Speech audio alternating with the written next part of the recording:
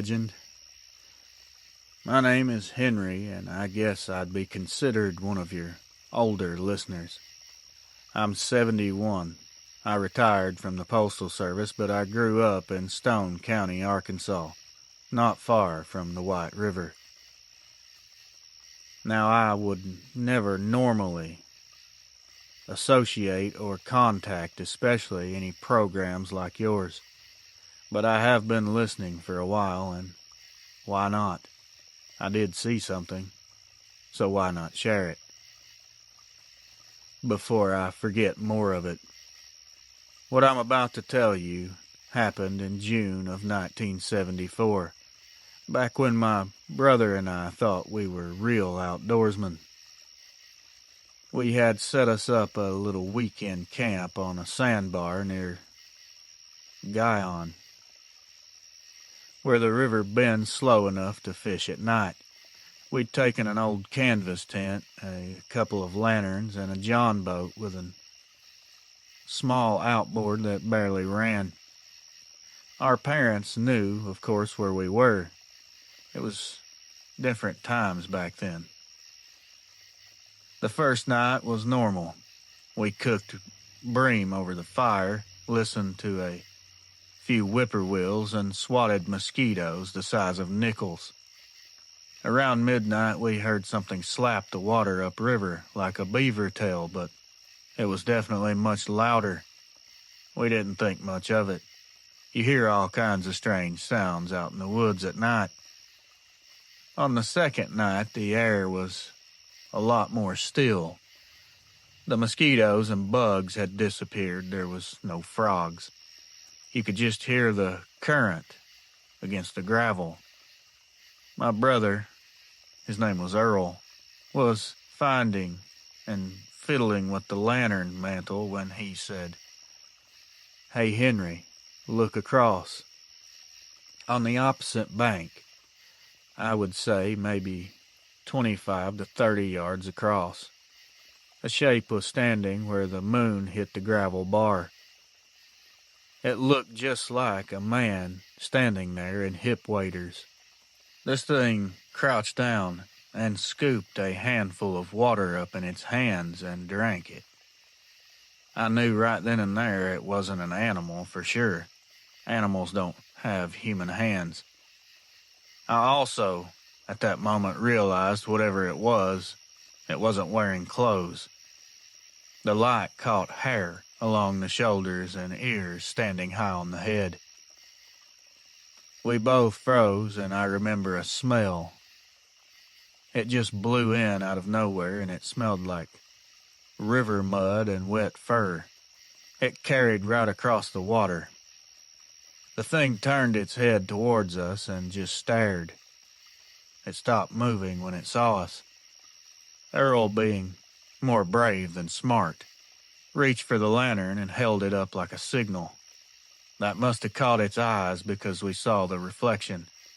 They were bright red. It stood all the way up, then taller than any man I'd ever seen, and it took one step into the river.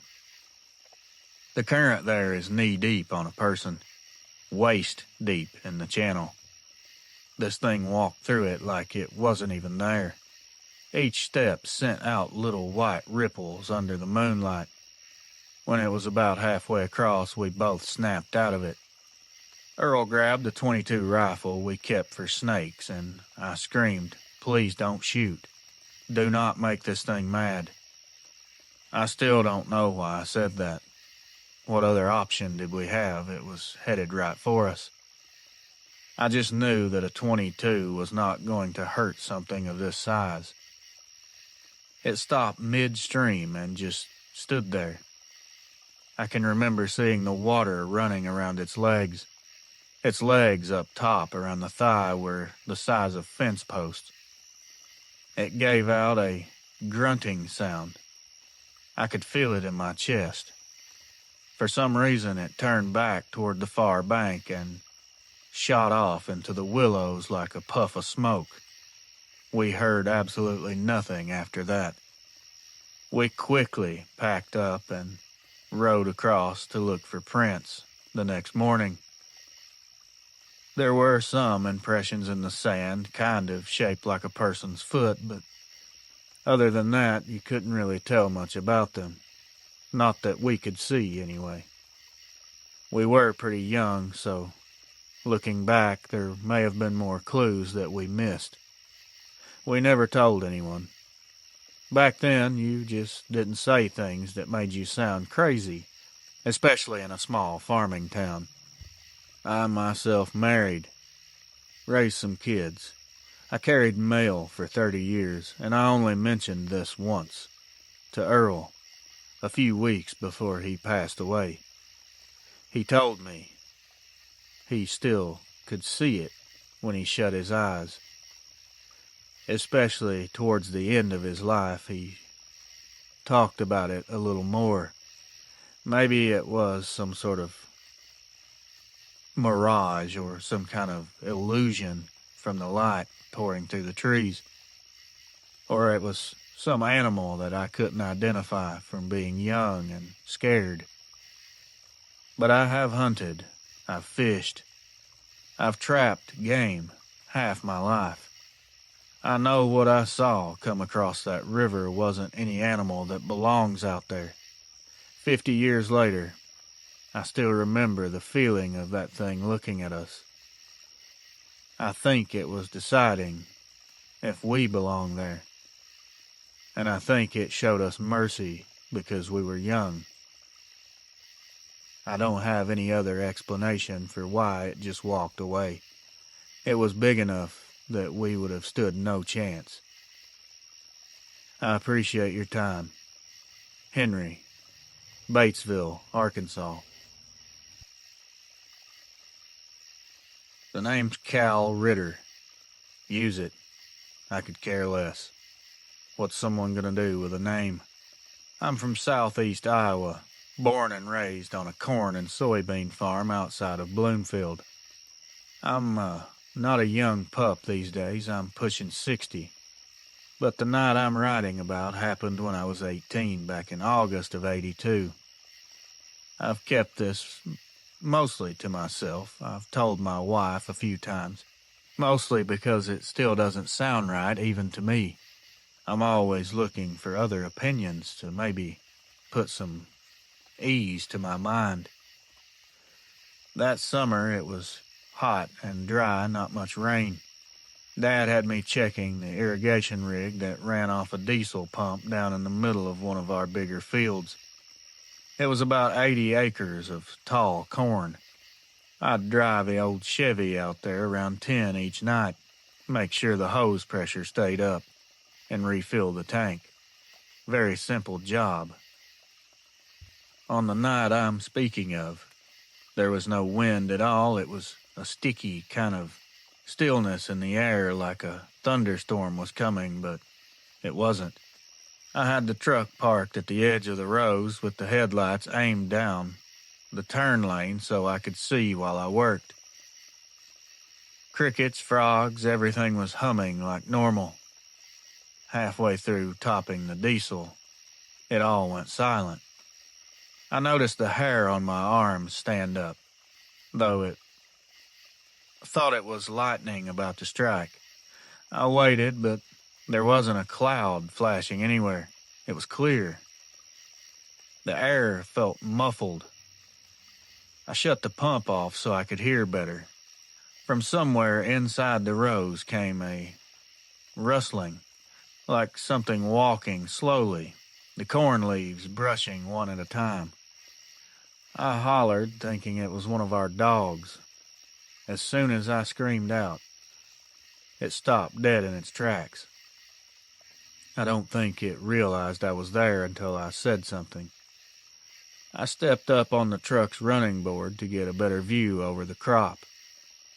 The moon was bright enough that I could see the tassels shifting in a straight line about 20 yards in. Whatever it was tall. The tops bent where it moved.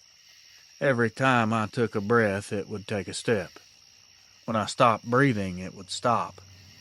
That's when I was hit with a smell like wet hay mixed with animal musk and something rotten.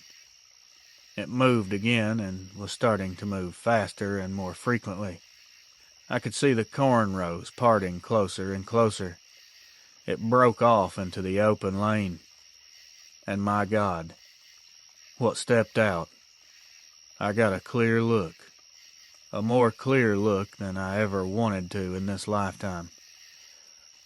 First off, it wasn't a man. I'll go ahead and break that now. Its shoulders were wide and its neck was short, if you would even call it a neck. Its hair was dark and extremely thick. It covered everything but the snout, and even that had whiskers like a boar. Its eyes were yellow in the truck's lights, and it lifted its head and let out a sound that was a mixture between a bark and a growl. I didn't stick around. I jumped in the truck and took off. The whole truck rocked once, like something had slammed into the bed. I was starting to drive a lot faster than I should have been, but I was terrified. I felt like I was about to lose my life to something I didn't even know what it was. All I could think was werewolf, because that's what it looked like. I ran over a lot of stalks of corn on the way. When I reached the road, I looked in the mirror and saw it standing where I'd been, right in the lane, on two legs, watching me go, like it was bidding me a good riddance and stay out type of vibe. The next morning, I told Dad and took him out there. Nothing was torn up. There was no prints that held any shape in the dry ground. There was a patch where the corn looked flattened in a curve like something heavy had turned. He said it could have most likely been a black bear, and I was confused, though we hadn't seen one in decades and we both knew it. I didn't even try to disagree. I just didn't do the night checks after that. I refused. For years, I figured I'd dreamed it up from being alone too long in the dark. Maybe a horror movie here and there had sparked it. But even now, when the fields get tall in late summer and the air goes still before a storm, I can almost see and hear those rows of corn moving again. It's definitely something that I'll never be able to forget. And if you see one, you'll understand what I mean. Cal Ritter, Bloomfield, Iowa. Let's go back to the late summer of 1987. Just refer to me as Mac for privacy reasons. I drove a reefer then, long hauls out of Salt Lake heading west. Been behind wheels since I was 20. I still do odd runs when the knees don't fuss. This was off a stretch of Nevada 2-lane road that eats hours and spits out towns.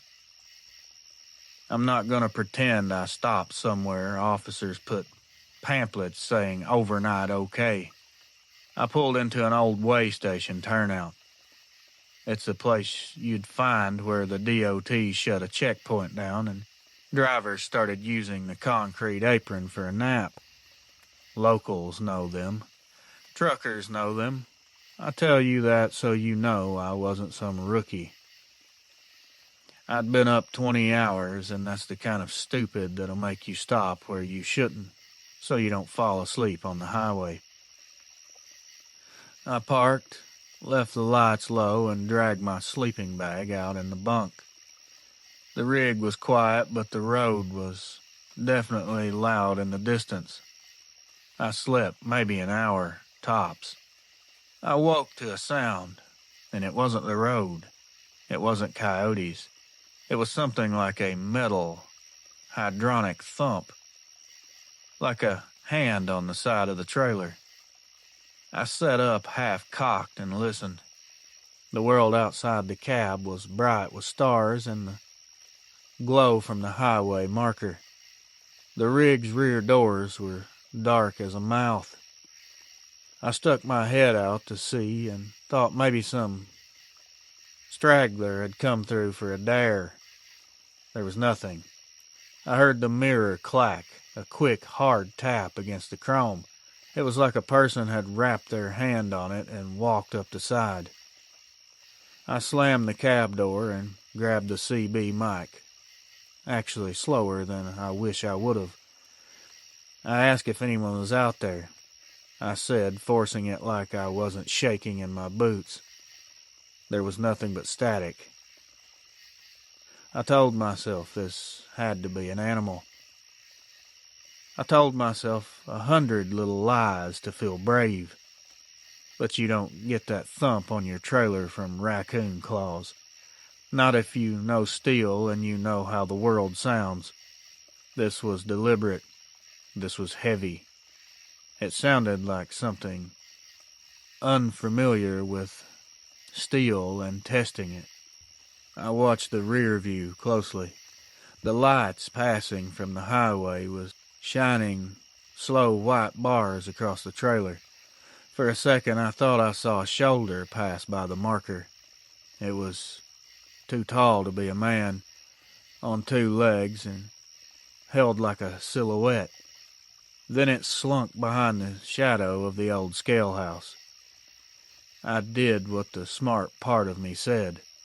I eased the engine so it wouldn't start screaming and rolled forward a bit, enough to tuck the trailer's tail into the light where I could see. That's when something pounded the passenger mirror hard enough the cab shuddered. The mirror swung and slapped. I hear that now in my head. I grabbed a flashlight and took one step out. I was fed up by this point. The light caught a smear across the aluminum about waist high. It wasn't mud so much as dark grease that had been dragged around. There were two prints in the dirt by the trailer's rear. They looked like just big ovals with a pair of faint drag marks in front. They were spaced out wider than any human stride. I wasn't about to go measure them with a tape. I wasn't brave like that. I started to get scared. I got that twitch in my leg that tells you to move along. Then it hit the hood. Not full force, but a slam like a fist. The hood was slightly dented. I remember the sound like a punch to a tin drum. In a panic, I just took off. I ran like a fool. It was not fight or flight, it was just flight and flight faster. I had no weapon to speak of, no crowbar, no iron bar. I was just out the door with the cab light slapping and the rig horn making noise that I did not intend to make. I keep thinking about that run. I ran to the ditch and I kept going until the lights of the highway were two dots and the way station spit me back out. I didn't look back. I should have stayed and tried to block it. I should have done something manly to make that thing walk off. Instead, I ran, and I'm still mad about it. That's the honest part. I went back with two other drivers later on the next day. That mirror had a smear of that dark stuff up where a man's chest would be. The aluminum had some scrape marks like someone tried to brace themselves. The dirt beside the trailer was trampled, just flattened out. It looked like a cattle trail in one spot. There were these weird marks that favored drag marks, but they were just lines leading off into the sagebrush. There was no real tracks farther than 50 feet. It was just gone. One of the other drivers, we'll call him Joe, he blamed a big dog or someone that was on drugs or drinking. He wanted to make a joke. I couldn't laugh. I still see the way that smear wrapped around the rivets and the way the mirror had been forced in. That took some force and something big to do that. That thump. Took something big, strong, to do that. People say I'm overreacting, that I should have slammed a door, that I should have fought. Again, I'm not proud of running. I'm not trying to be a hero, but I don't like being made out a coward either.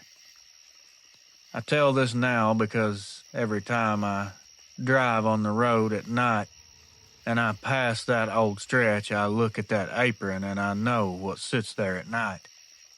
If you've driven long haul, you already know where the secret spots are. If you're a rookie, ask a driver where safe places might be. Don't take your chances. If you ever hear your mirror clack and it's dark out, don't go out there. Just leave.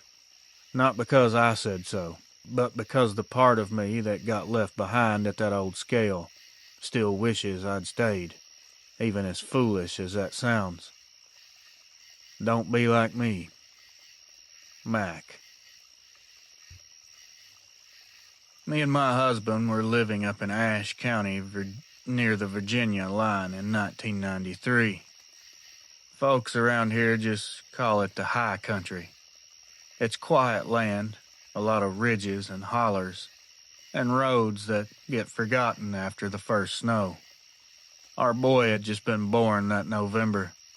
We were still learning how to be parents, and the house we'd bought was old, one of those mountain homes that's been added into 3 different times, with a tin roof and a wood stove that smoked if you fed it too fast.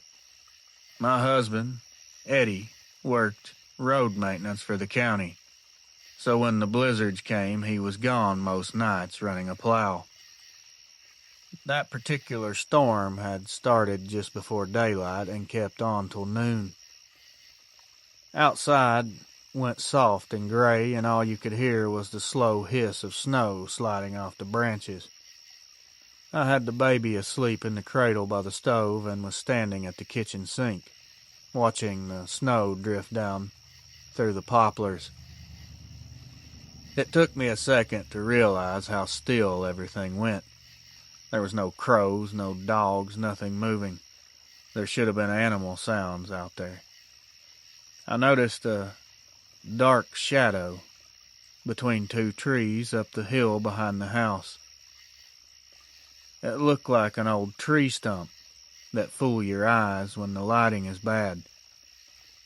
That is, until it shifted and moved. It stepped out far enough that I could see both shoulders moving. It was upright, it was dark, and broad through the chest. The snow came to its shins, but it walked steady, like it was used to it. I thought it was a guy in some type of heavy gear, maybe a hunter trying to take a shortcut. But this thing wasn't wearing gear. It was covered in fur. It was wet and heavy-looking, hanging in strips along its arms. I stood there, my hands on the counter, and watched it walk down the slope. It was moving slow but steady. It turned its head once, like it was checking the yard, making sure no one was watching. The outline of the snout was clear enough that I could see its breath fog out in front of it. Then the baby made a sound behind me, a tiny whimper, a little cry. I locked up. The thing stopped, too. Its head turned toward the window like it heard him. I watched it, for some reason, tilt its head just a little to one side like a dog does. For a few seconds, it didn't move at all. It stayed in that position. I backed away without even meaning to, just one step at a time until my shoulder hit the doorframe. The baby, by this time, was starting to cry harder, and that seemed to break whatever moment we were in. The creature's chest lifted once like it let out a big sigh, and it turned and walked back up toward the ridge. When Eddie came home that night, I told him there'd been something out by the woods, but I didn't say exactly what I thought it was, because I didn't know. He said I was probably looking at a bear walking up right through the snow, Maybe he's right. I guess that's possible. It could have been what I saw. Can a bear even walk that far on two legs? I know they can stand, and some of them have good balance, but I don't think they can walk very far. That thing never came back, even though I expected it. I was always looking for it, and I thank God for that each day. I thank God that nothing else like that has ever happened to me throughout my life. I feel lucky to have only seen it once. Darlene H. Hey, Reels. Your good buddy and faithful listener here with the same name as millions of people on this planet. I'm Brandon, and my encounter happened to me in May of 1999. I was 21 and working nights at a little video rental store off Highway 72 near Rolla. It was a strip mall setup, wedged between a tanning place and a laundromat. Very small town, steady business. A good gig for a guy paying for community college. I worked the close shift most nights, which meant locking up late at night after running the drop box and counting receipts. It definitely was never exciting. Nothing ever happened except the occasional weirdo trying to rent Die Hard while he's drinking without his wallet. That night had been pretty quiet. It rained earlier in the evening. I remember humming along to the radio while mopping because the hum of those fluorescent bulbs would drive you nuts otherwise. I can still smell the inside of that video store. Around 11:30, I heard a bang from behind the store. It was metal on metal slamming. I thought maybe one of the dumpster lids had blown shut. I figured I'd needed to check before locking up, since the manager hated coming in to find trash everywhere. I stepped out back with a weak flashlight. The alley behind the strip was narrow, with the dumpsters lined up against a low retaining wall that led into a patch of woods. The rain was still dripping from the gutters, and the air had that damp asphalt smell. I swung the flashlight toward the trash area and saw the lid rocking. But what froze me wasn't the dumpster, it was what came out from behind it. Something big, dark, and moving very low to the ground at first. The worst thing ever was when it started to straighten up, and it just kept rising. I couldn't process easily what was standing there. I kid you not, for a split second I thought it was a guy in one of those fake gorilla suits you used to see around Halloween, until the light hit its face. The eyes were glowing a dull yellow. It was like they were taking in the light and giving it part of it back. The snout was long and narrow like a shepherd's, and I could see teeth. They looked like they were too long and too big to even fit inside of its mouth. It stepped into the open like it didn't care that I was there at all. The flashlight was definitely shaking in my hands, but I knew I couldn't drop it. This thing let out a weird noise that sounded like a raspy gargle.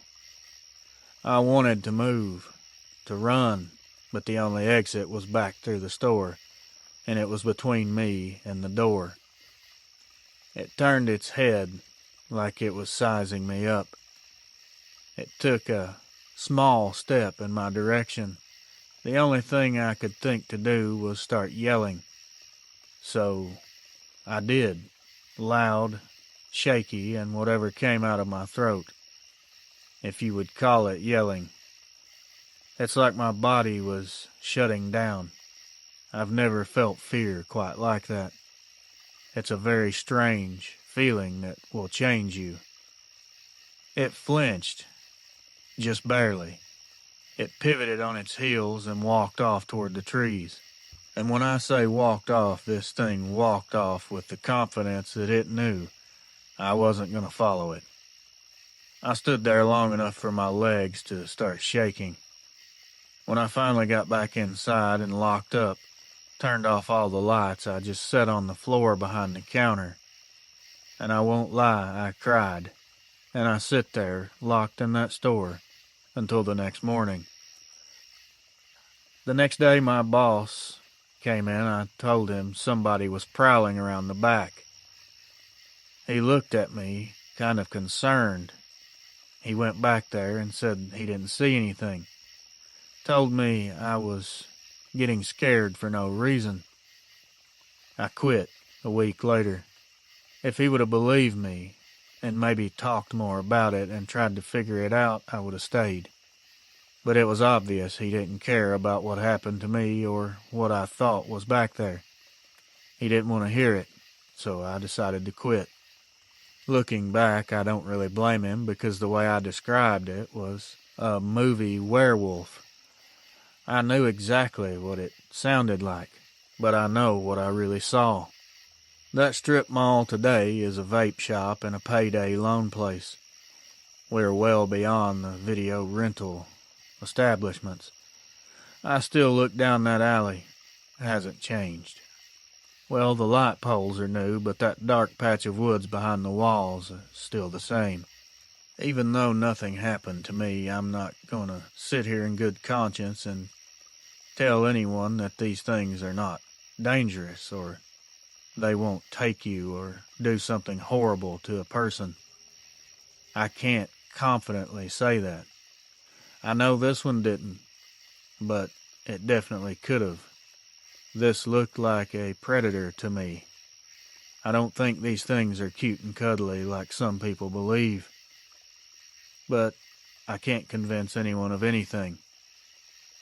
When I tell this story to other people, they don't believe me, and most of the time it gets a lot of laughs. So I don't expect anyone to believe me now. Brandon, Rolla, Missouri. I wanted to add this story as well. I received this email, and it appears to be a Bigfoot encounter. But after reading it, this person really, they deserve for their encounter to be told, Dogman or not. Hey, R.A., this is my Bigfoot encounter. It was late May or early June of 2022, around lunchtime on a weekday. I had been in a head-on collision with a semi on 3/17/2022, so I had ended up with multiple broken bones. I had broken my left arm, right hip, right ankle, and had 5 broken ribs and a fractured breastplate. By the time this encounter happened, the worst of the pain was gone, and my ribs and breastplate had mostly healed, and my ankle was healed. I refused to have any pain medication once I left the hospital, as I had been addicted to pain pills years prior, and I had been clean for just shy of 3 years at that point in time. I didn't want anything to ruin that for me. Since I'd be home and had ibuprofen, I could take for the pain, or simply deal with it depending on how bad it got. Anyways, prior to this, I lived on the back of my four-wheeler, always out riding trails, mudding or exploring, or just spending time with my son. But this day in particular, it was midday on a weekday, and my son had been spending time with family. Since I'd been cooped up in the house for 2.5 months and couldn't really drive a vehicle yet, I decided to go for a ride to get out of the house. There were some trails that ran along the Suwannee River. This set of trails are called the Christian Tract. You come in from the head of the trail, which is wide enough to drive a vehicle down. On the main trail coming in, on the left, there's roughly 50 to 75 yards of pine trees standing before it gets to thicker trees of oak and different types. On the right, it's a larger field of pines, and it looks like someone cut out all the different trees down, leaving only the pines. It looked like it had originally been multiple different types of trees and thick with brush, and someone had come through and cut out all the brush and other trees. It goes for a good ways like that. You go in at least a half a mile, and the road dips down and curves a bit. At this dip, there are these sinkholes on each side of the road and all sorts of trees. It's like they stopped cutting the trees and brush at this dip, and the road is curvy in this area for a few hundred feet. Then it forked off in two different directions, directly to the left and directly to the right, since the river is straight ahead at the fork. The road goes about a quarter mile in each direction and ends in a cul-de-sac. There are smaller trails for ATVs at the end of each cul-de-sac that we would ride our four-wheelers in all the time, but those trails were too rough for me at that point in time, since I had to be careful, having broken bones. So I went to the left. There's a spring on the edge of the river right there at the cul-de-sac, and I love that hangout spot. It's really nice and peaceful, just a small piece of heaven. Since I still had a broken hip and arm at the same time, I didn't climb down to the spring like I would have any other time. I was just sitting there on my four-wheeler enjoying the view, just taking in the beauty in it all. I was just clearing my head, really, getting some fresh air and sunshine. Nobody else was out there at the time, since it was around lunchtime on a weekday, when most people are usually at work. Even when there are people there usually aren't that many at this specific area anyway. There's not enough room for more than 2 vehicles and not much room for 2 to 3 boats at a time. And the spring right there isn't very big at all, like the size of a large hot tub. I had been to this place many times, 20, 30 times prior, and always felt comfortable and safe. But this day in particular, I just got this feeling like something was seriously wrong.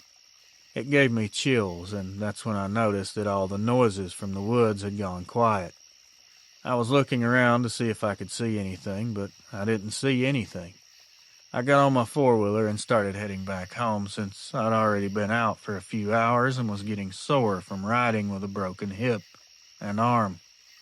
I didn't want to overdo it. The trail was bumpy, so that didn't help much. I wasn't going very fast at all, maybe 15 miles per hour, when I just so happened to hear something behind me. I looked back over my right shoulder, and that's when I saw it. It was maybe 10, 15 feet away on my right. I heard it breaking limbs, and I could hear it grunting. I'm assuming it was a young male, since it was clearly a male. It was maybe 7 feet tall. It didn't look like it was fully mature or fully grown yet, as it wasn't as big as some claim they are. It looked malnourished to a degree, with rustic brown hair all over. I didn't notice if its head was cone-shaped or not, just that it kept up with me even after I sped up to about 40 to 45. When I looked back and saw it, it was like, oh crap, I gotta get out of here. I sped up. I instantly knew what it was. Then I made it back to the main part of the trail, and when I looked back, I couldn't see it anymore. So I don't know where it went from there. There are a lot of old farms in my area, cornfields, hayfields, cow fields, and farmers plant whatever else. I do know some of the farmers do farm swaps, which I don't know how common that is. Some of the farmers that have cows will move their cows from one property to an entirely different property down the road instead of moving their cows to another part of their own field that's sectioned off, even though there are different sections to their own fields. So it may be so that the skunk apes / Bigfoot don't get too used to where the cows are and start trying to take them, but I'm just speculating. I had always believed that Bigfoot existed, though I hadn't seen one prior to that. I stayed with my aunt a lot as a kid before she had kids of her own, and since she lived way out in the country with woods on 3 sides of her house, she'd put me and my sister in bed with her. There were windows on each side of her bed, and I was one of those kids that would lay in bed talking all night fighting sleep. My aunt always told me that if I didn't lay there and be quiet and go to sleep, George would come get me. George was a Bigfoot that lived out in the woods on her property. I didn't believe her, but I really wanted to see George more than anything as a kid.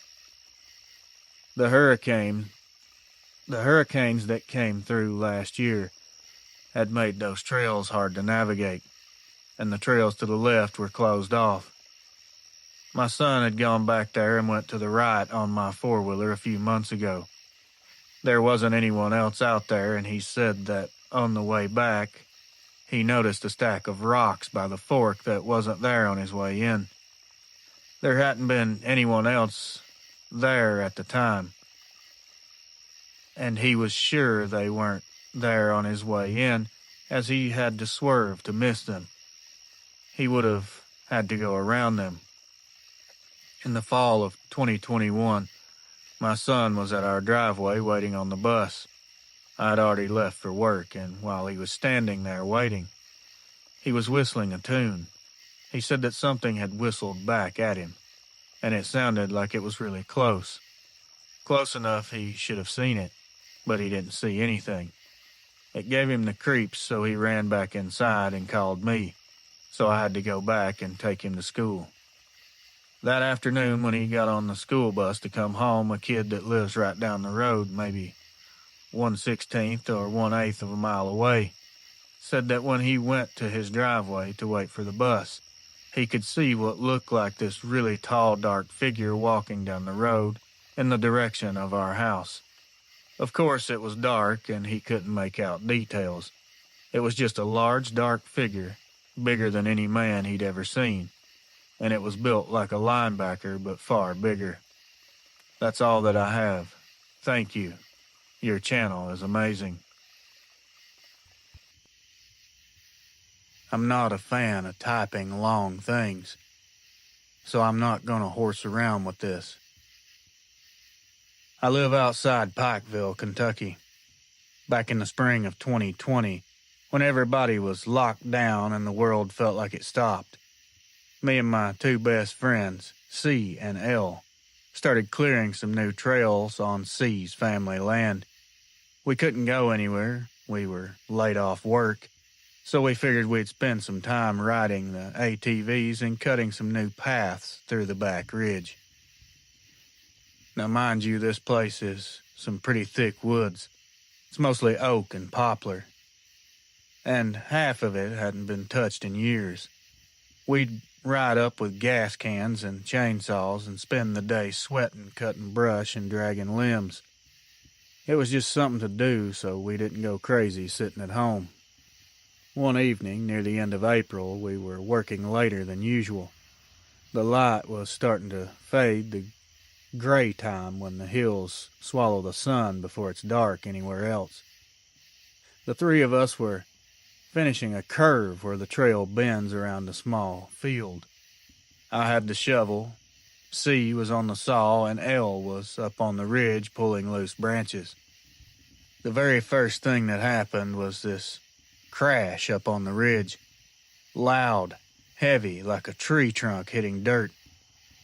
Then came another sound a lot closer, a deep popping noise from something stepping hard on dry branches.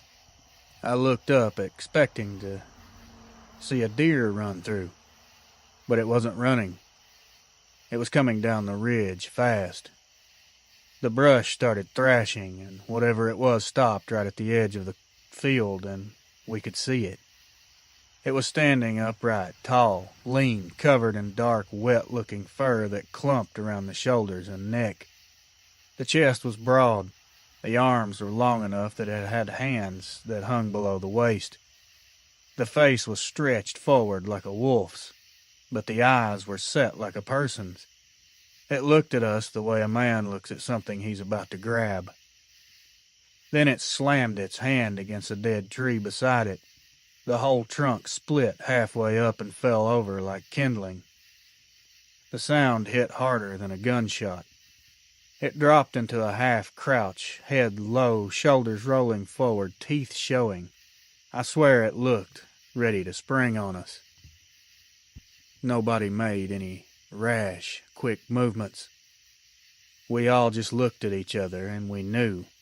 Back up. Don't run. We all started stepping toward the ATVs. The thing growled again, short, sharp, like it came from its chest.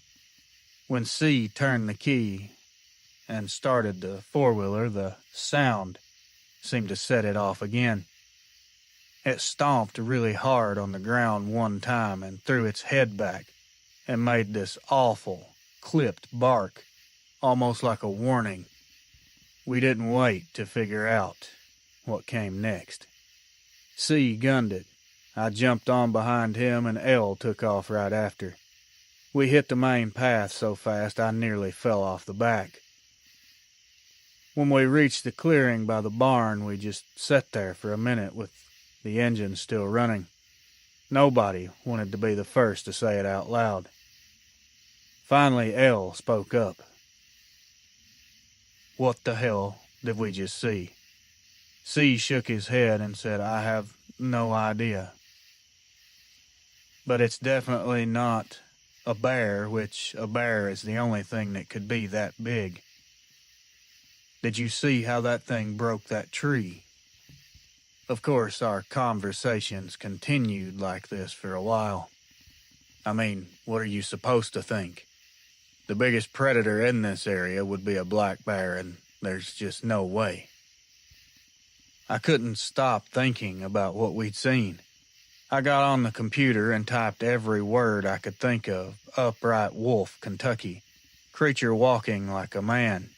Wolf, face. Creature standing up.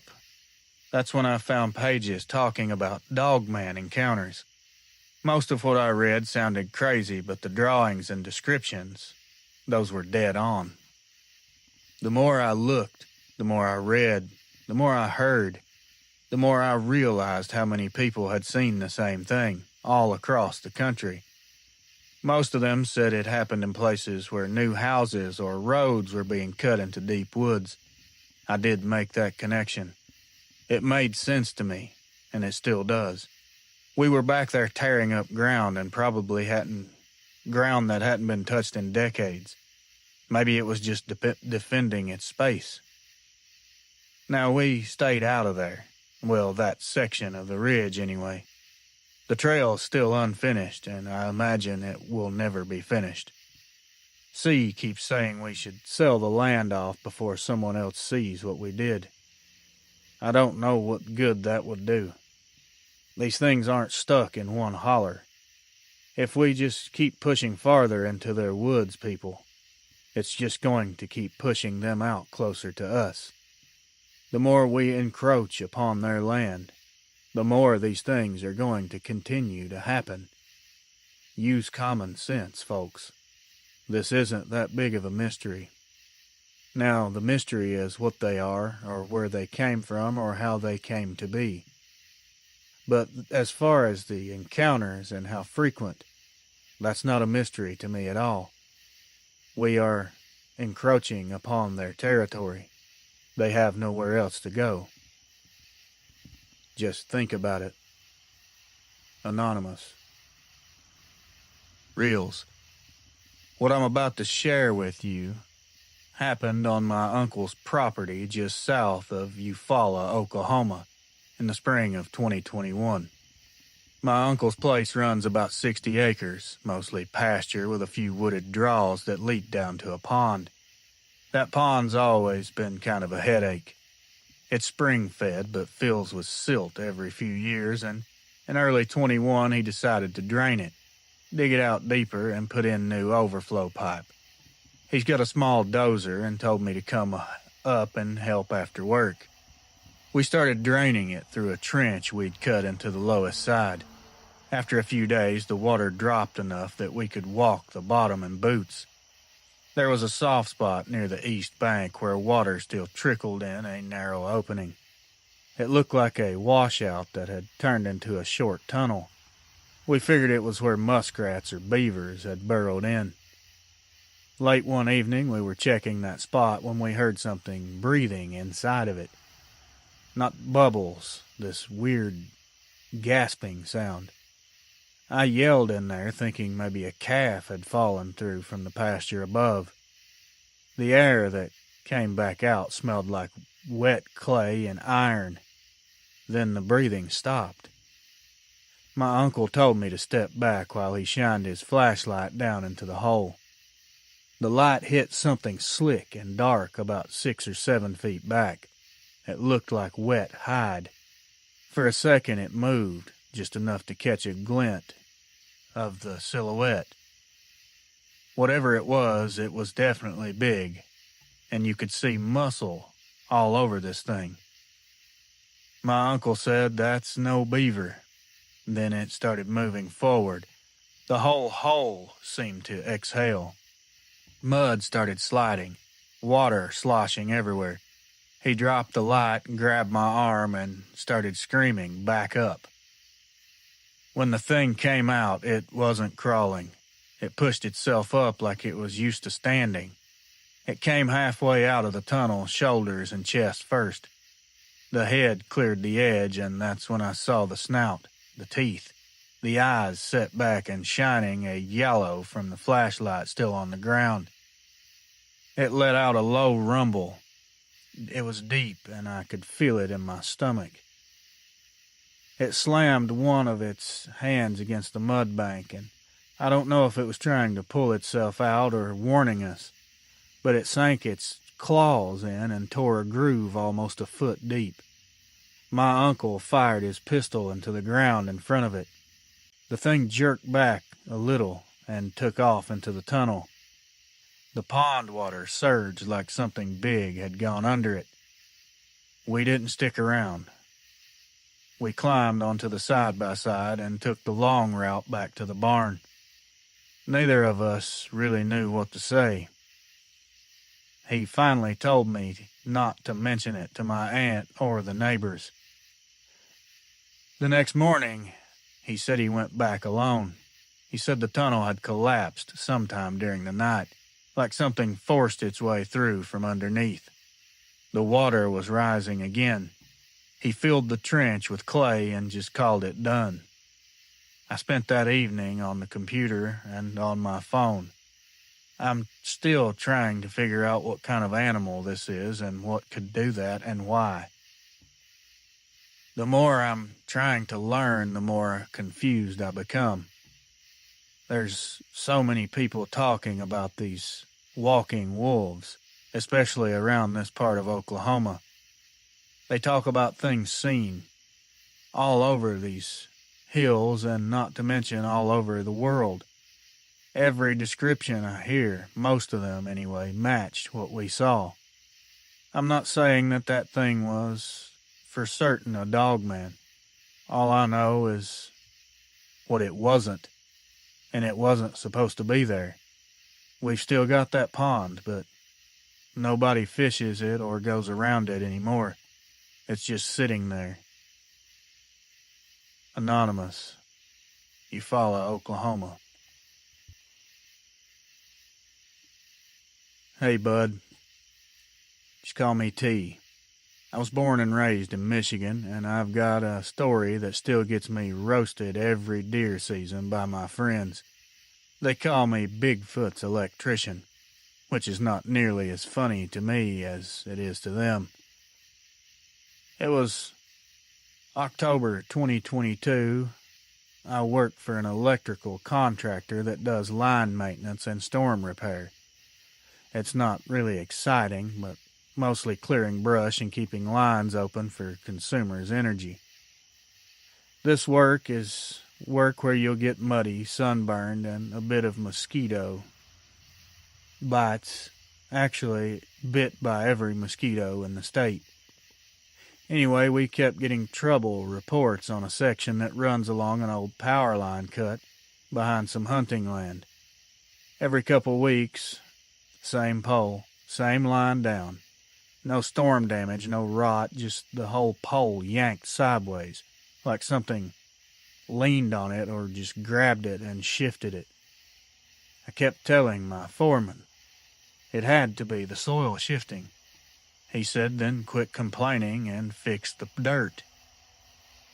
So one afternoon, it's just me and another guy that we'll call R. We were finishing a replacement job out there. It was late.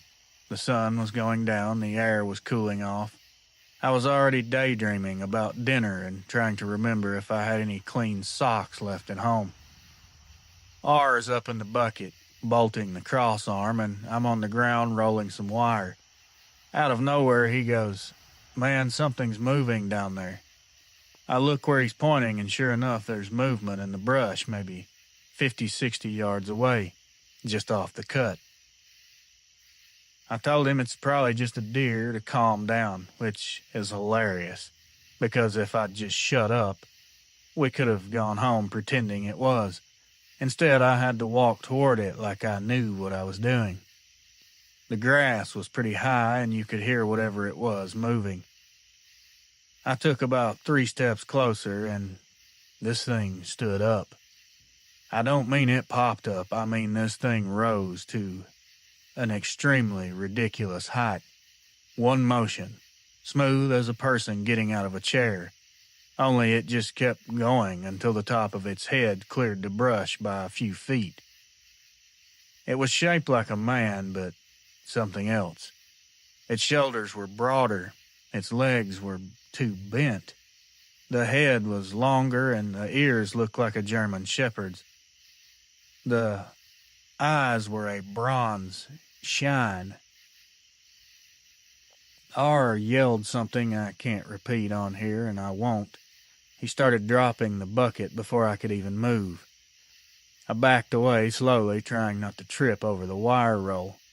The thing stepped out into the open and looked right at us. It grabbed the down line like it wanted to test it out. I swear on my paycheck it gave the pole a shove and the whole thing creaked. That was all I needed to see. I yelled up, "Start the truck," and R started the truck. We left that job site looking like a NASCAR pit stop. We hit pavement, and he said, "You gonna tell the boss?" I said, "No way," because the boss already thinks I'm lazy. He doesn't need to think I'm crazy along with it. Later that night, over a couple beers, we looked up wolves on our phones and did the math. I found a forum about Dogman sightings in Michigan. Now, I'd heard about these things before, but very little. I used to not pay very much attention to any kind of ghost or booger stories. I just about spit my drink when I saw Baldwin listed as a hot spot. That is where this happened, very close. R still debates that it could have been a prank. But I always ask him, have you ever seen a prankster that could move a utility pole? He don't have much to say after that. He's just like me, he's in denial to protect himself mentally. For the record, that line's been solid ever since then. Whatever was knocking it down must have decided we finally took the hint. T. A little bit about me. I live about 15 miles south of Harrison, Arkansas. Back in 2019, I was working for a local rock hauling company. We'd haul gravel out of an old quarry that hadn't been active full-time in years, mostly just when county jobs came up. That place sat deep in the Ozark Hills, surrounded by woods. The pit itself was down a steep drop, maybe 100 feet from the main access road. When you shut off your truck, all you could hear was frogs, wind, and the echo from water dripping off the rock wall. It had a way of making you feel smaller than you wanted to admit. Most nights I ran solo loads, just me, the truck, and the loader operator that we'll call Mike. We'd fill tarp and head out. Nothing to it, really. But one Friday in July, Mike called off sick, and the foreman told me to keep an eye on the site until the backup loader showed up from town. I figured I'd just nap in the cab, why not? I had the engine idling, the windows were cracked. I was trying to cool down when I started noticing something odd. The frogs and crickets all shut up, completely. The only sound left was the truck and the echo from the rocks. I remember looking in the mirror thinking the backup loader must have pulled in behind me, but the road was empty. I heard rocks hitting metal, and not small ones, like someone picked up handfuls of gravel and threw them hard against the dump bed. I killed the truck thinking some kids had wandered down there. I stepped out with a flashlight screaming, "You're gonna get yourselves hurt down here." Nothing. I walked to the back of the truck with the light, shining it on the rock piles. I saw movement on the upper ledge. It was just a flash of something black against the lighter stone. It went down low, then shifted sideways like it was trying to pace me. This thing, I didn't really know what it was or what to think. And it got even worse, because next it stood up straight. Its outline was, well, it had long arms, and I mean too long. It looked almost like something from a cartoon. The shoulders were slumped forward, and when the beam hit its face, its eyes looked like they were lit from below, not from above, like it was leaning down to look at me. I froze up, and it wasn't from fear. It was more like my brain just was struggling to put this thing into a category where it would fit. It dropped down to all fours and came down the ledge faster than anything I've ever seen physically move. I ran for the truck, got in and started it and buried the throttle. In the mirror I could see the light hitting the gravel road. It was upright again. Its chest was heaving, I could see it. It was flashing its teeth like it was snarling, but I didn't hear any sounds. I threw the truck in gear and took off up the road. There was gravel flying everywhere, but I didn't let off until I made it out of there to the highway. The foreman chewed my out the next morning for leaving without the backup loader, but I don't care. I didn't go back there until daylight, and even then, I brought another guy with me, and we were armed. There were all types of drag marks in the gravel along the bottom of the slope, and they were deep ones. It looked to me like it was made by something very strong, very heavy, and had very sharp claws. The guy said it was just runoff from the rain that night, but I know what I saw, damn it. I've been all over these hills all my life. I've had all types of close calls and encounters with dangerous wildlife, but whatever the hell that thing was, it wasn't any of them. Every now and then, when I'm on a late haul and the radio gets quiet, I still start thinking about that night, that thing and what it was, what it wanted, where it came from. I can hear the gravel hitting the metal, the way that thing stood there watching me. If you ever find yourself in a situation like this, staring at one of these things, just leave if you can. The mental damage it does by seeing it is bad enough. I don't even want to imagine what the physical damage would be if it got close enough to grab you. Anonymous. Real adventures. I've only told this story to my wife and to my son. The reason I'm writing it down is because I still can't sleep much. especially when the wind shifts a certain way at night. It's been 10 years, but I can still see it like it was yesterday. My name's Gerald. I'm 67 now. I used to work nights as a track inspector for the railroad down near Livingston, Tennessee. The work involved lots of walking, checking for washouts and loose ties. I'd park my truck near the siding and walk the stretch with a light and my tool bag. Most nights it was peaceful. In early November of 2015, I was covering a section that runs along the edge of the river valley.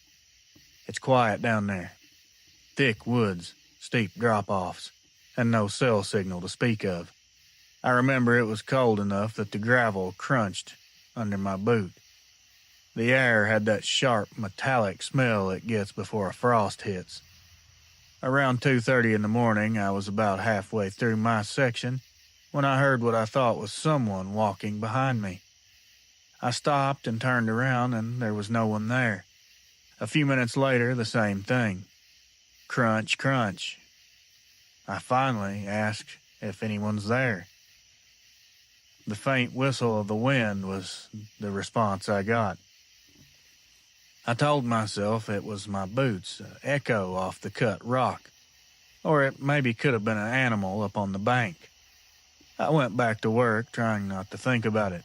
No big deal. Then I was hit with this smell. It was very strong, wet, and sour. It smelled like dog fur left in the rain mixed with something metallic. It reminded me of blood. It was so thick I could taste it in my mouth. I lifted the light up and started shining it all around. I was beginning to get nervous.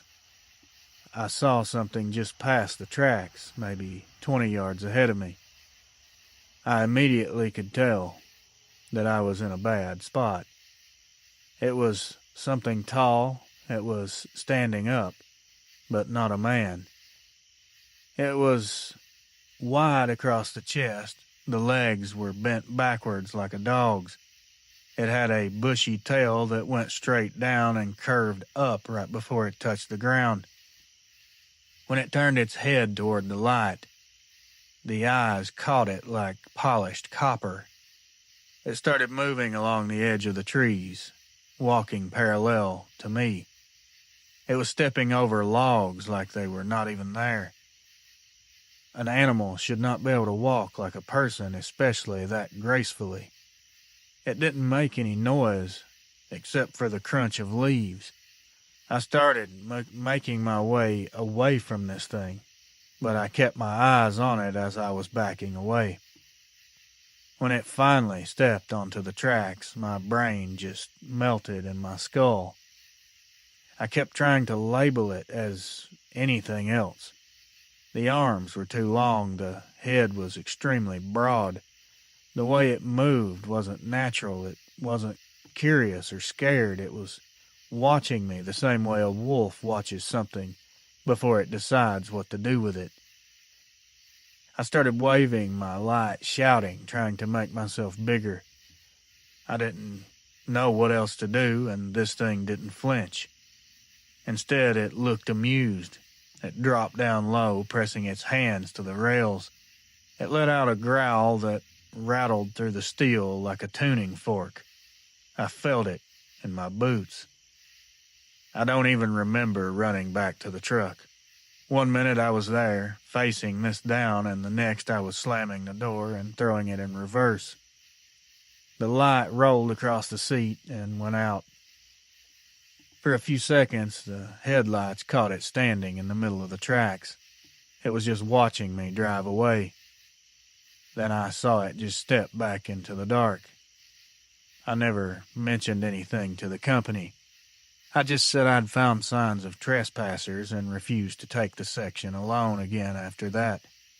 My supervisor didn't try to persuade me otherwise. He said even the locals avoided that stretch after midnight. I found that very curious. I've spent my whole life working outside. I've seen animals, I've dealt with crazy people. I almost got shot one time by someone on drugs, but I never saw anything that could look at a man the way that thing did, like it was deciding whether or not I should end my life there or be allowed to walk away. My life was in the balance, and that thing was the judge, jury, and executioner. If you end up sharing this, and anyone listening now, if you're laughing or doubting, making jokes about what I just typed out, I assure you, I pray that you never experience anything close to what I did. But go ahead. If laughing helps you deal with this and makes it easier for you to sleep at night, then just keep laughing. Gerald R., Livingston, Tennessee. Hey, Reels. My name's Matt, and this happened in June of 2017 near Baldwin, Michigan, along one of those sandy back roads that cut into the Manistee National Forest. I'm not a big believer in cryptids or anything like that, but my girlfriend at the time was obsessed with all those late-night podcasts about Dogman sightings up here. She'd heard about a supposed hotspot off a trail near Wolf Lake and decided it'd be fun for us to camp there one weekend. I told her all this crap was just internet hype. Half the YouTube videos about the area were obviously fake. But we were both off work and needed to get out of town, so I said fine. I figured I'd show her there was nothing to be afraid of. To prove all this was fake and for attention-seeking purposes only, once and for all. We parked at a small pull-off just past where the pavement ends, and you can't miss it. There's a faded green DNR sign and a fire road that drops toward the river. We set up a small dome tent about 100 yards off the trail. We cooked some brats over a propane stove and spent the first few hours joking about all those sightings. Around 10:30 at night, it got dead quiet. I heard no sounds, no frogs, no bugs. The temperature dropped insanely fast. I remember seeing my breath in the flashlight beam, which should not have been the case. We heard what sounded like footsteps in the sand. Not far away either. I would guess no farther than 30 feet. I turned the light towards the sound and caught a glimpse of something. Just a dark shape that quickly shot out of view. She asked me, "Did you see that?" I tried to laugh it off. Said it was probably just some wildlife cutting through the area. Something curious of us being there. But the steps didn't sound like any animal, and they didn't come in pairs. There was a rhythm to them like a person walking around. About 10 minutes later, we heard the same crunching sound circle around the tent. Every time I pointed the light, it would stop. When I turned it off, the walking would start up again. I finally said, "That's it. I'm done with this." I unzipped the tent, stepped out barefoot onto the sand, light in one hand and a machete in the other. At first, I didn't see anything. Then I realized what I thought was a fallen log was actually something crouched down at the edge of the clearing. The flashlight caught the shape enough. The curve of a back, two pointed ears, the way it slowly turned its head towards us. Its eyes were a dull orange. They were lower to the ground than you'd expect from something this size, but like I said, I think it was crouched down low trying to stay hidden. My girlfriend whispered my name from inside the tent, and that sound seemed to snap it out of whatever it was doing. It stood up completely, tall enough that the beam hit its chest, then its neck, then the underside of its jaw. I didn't wait. I dropped the light and yelled for her to run. We grabbed what we could and made for the truck. We left everything else behind. When we hit the main road, I looked in the rearview mirror and saw the light from the dropped flashlight still glowing in the woods. Something moved past it, blocking it out for a second like a shadow cutting through the beam. We kept going and did not stop until we hit Baldwin. We spent the night in the truck by a gas station. I went back the next morning, and mostly to prove to myself there was nothing out there. The flashlight was nowhere to be found. The tent and the cooler were still there, untouched. I know how this sounds. I've heard all the comments before. I've camped in that forest my whole life. I've seen bears, coyotes. You name it, I've encountered it at one point or another. I even had a run-in, a very close call with a mountain lion once near Wellston. None of them move like this thing did. None of them stand like that either. I still tell myself I don't believe in dogmen, but I know what I saw out there wasn't anything that belongs in those woods.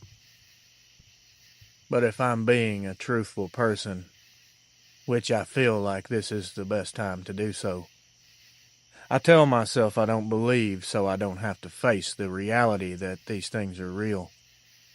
It's very hard to swallow. Anyway, thank you for your channel, and thank you for letting people like me get these things off of their chest. Much love, brother. Matt, Grand Rapids, Michigan. Reels.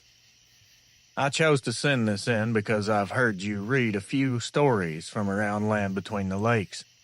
I've never heard one quite like what happened to me and my friend Terry back in April of 2018.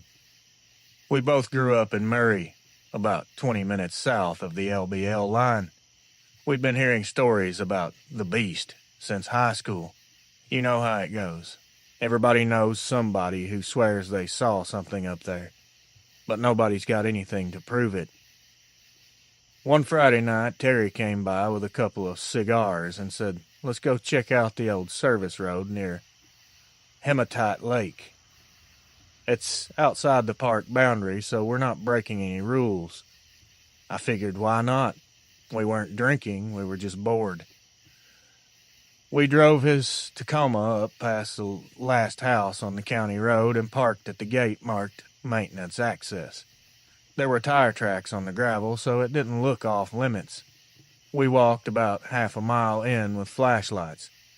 Of course, we were both talking complete trash about how people make stuff up for clicks. It was one of those spring nights that feels like summer already. It was humid, the frogs were going crazy, everything was alive. Then, like someone hit a switch, all the sound just got sucked out, even the crickets. Terry noticed it first. He told me to listen. That silence was heavy enough that it made the hair on my arms stand up. I remember trying to play it cool, trying to come up with every rational reason I could, telling myself it was probably a pack of coyotes nearby. But inside I felt that weird pressure in my chest and in my gut, like when someone's watching you. We started hearing something walking around. It was pretty steady movement on the gravel. Very clear, you could hear it perfectly. This wasn't imagination, this was something walking. It was coming from the bend ahead of us. I hit my light and saw a flicker of quick movement, and it jolted and ran behind a tree. This thing, whatever it was, when the light hit close to it, it acted like the light was going to catch it on fire. It was something dark. It leaned completely out of view. I remember Terry saying something like, "That was tall." We stood there waiting for someone to call out, maybe a hiker, a trespasser, anything human. But nothing came. Just that silence. Out of nowhere, with no warning or sounds at all, this monstrosity stepped out into view. It was about 35-40 yards up the road, right in the middle of the bend. I had my light hit square on its chest, and the light lit up fur across the shoulders and chest area. It stood upright. It wasn't slouching, it wasn't crawling, it's just standing there like it owned the damn place. Its head was something out of a nightmare. It was absolutely huge. It looked like it was too big for the body. The ears were high, the snout was long and skinny. When it would turn slightly, the light hit its eyes in such a way that they glowed a gold color. I never saw it blink, not once, even when the light was directly in its face. Now, at this moment in time, Terry started backing up and tripped on some gravel. When he did that, the thing flinched, and then it moved. It just stepped off the road and went into the trees. It was like watching a shadow disappear behind a curtain. We tried to be quiet and not speak until we made it back out. Both of us were breathing like horses, and Terry threw the truck in reverse, turned around so fast he nearly backed into a tree. We didn't talk about it much afterward either. You'd think we would have told everyone, but honestly it felt personal, like we'd seen something we weren't supposed to see together, like it was a secret that we should keep. It's a very weird thing to say that, but it's just how I felt. A few weeks later, we went back in the same spot during the day. The road looked normal. You'd never know anything strange happened there. But then we reached the same bend, and I remember Terry saying, "Don't you feel it? Like it's watching us even now." I laughed back then, but between you and me, I haven't been back out there. I still drive around that area, sometimes for work, and every time I pass that specific turnoff, my stomach starts to turn.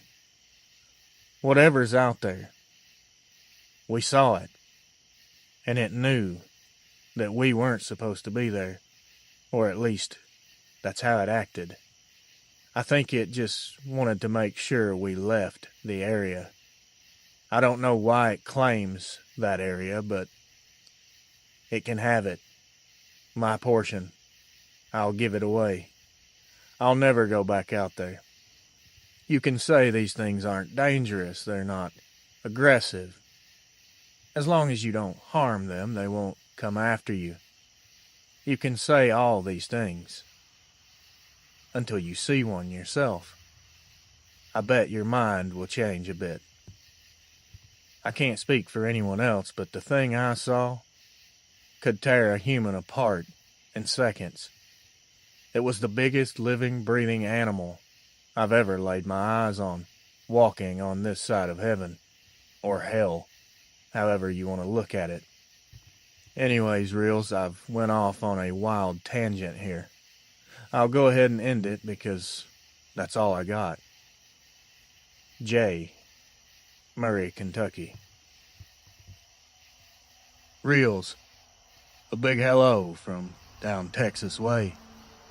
I won't give my name, but I live just north of Houston. What I'm about to tell you happened in October of 2019 in the Sam Houston National Forest. It was near New Waverly. It wasn't supposed to be anything serious, just a quick weekend project for a YouTube channel some friends and I were starting called Beyond Belief, Texas. We'd planned to make short videos visiting haunted or cryptid locations. Basically, what we were doing, we were poking fun at them and people that watch them, and see if we could explain what people were actually seeing. We were sort of debunkers, if you will. At the time, the Dogman sightings around the forest were all over Reddit and Facebook groups. There were supposed reports of glowing eyes, howls, even a few people saying they'd seen a wolf walking upright near the Lake Conroe side. I'd been to that forest hundreds of times for camping and hunting, I never saw anything weird, so we decided it would make a perfect episode 1. Before you go looking, there is no episode 1. There were 3 of us, me, and we'll call my 2 buddies, Lewis and Bryce. We packed light, 2 cameras, a GoPro, and a single LED spotlight that ran off a truck battery. That thing was brighter than the sun. The plan was to drive one of the Forest Service roads after dark, film some reactions, and call it a night. Around 9 p.m. we turned off FM 1375 onto a side road that cuts east towards the lake. No traffic, nothing out there.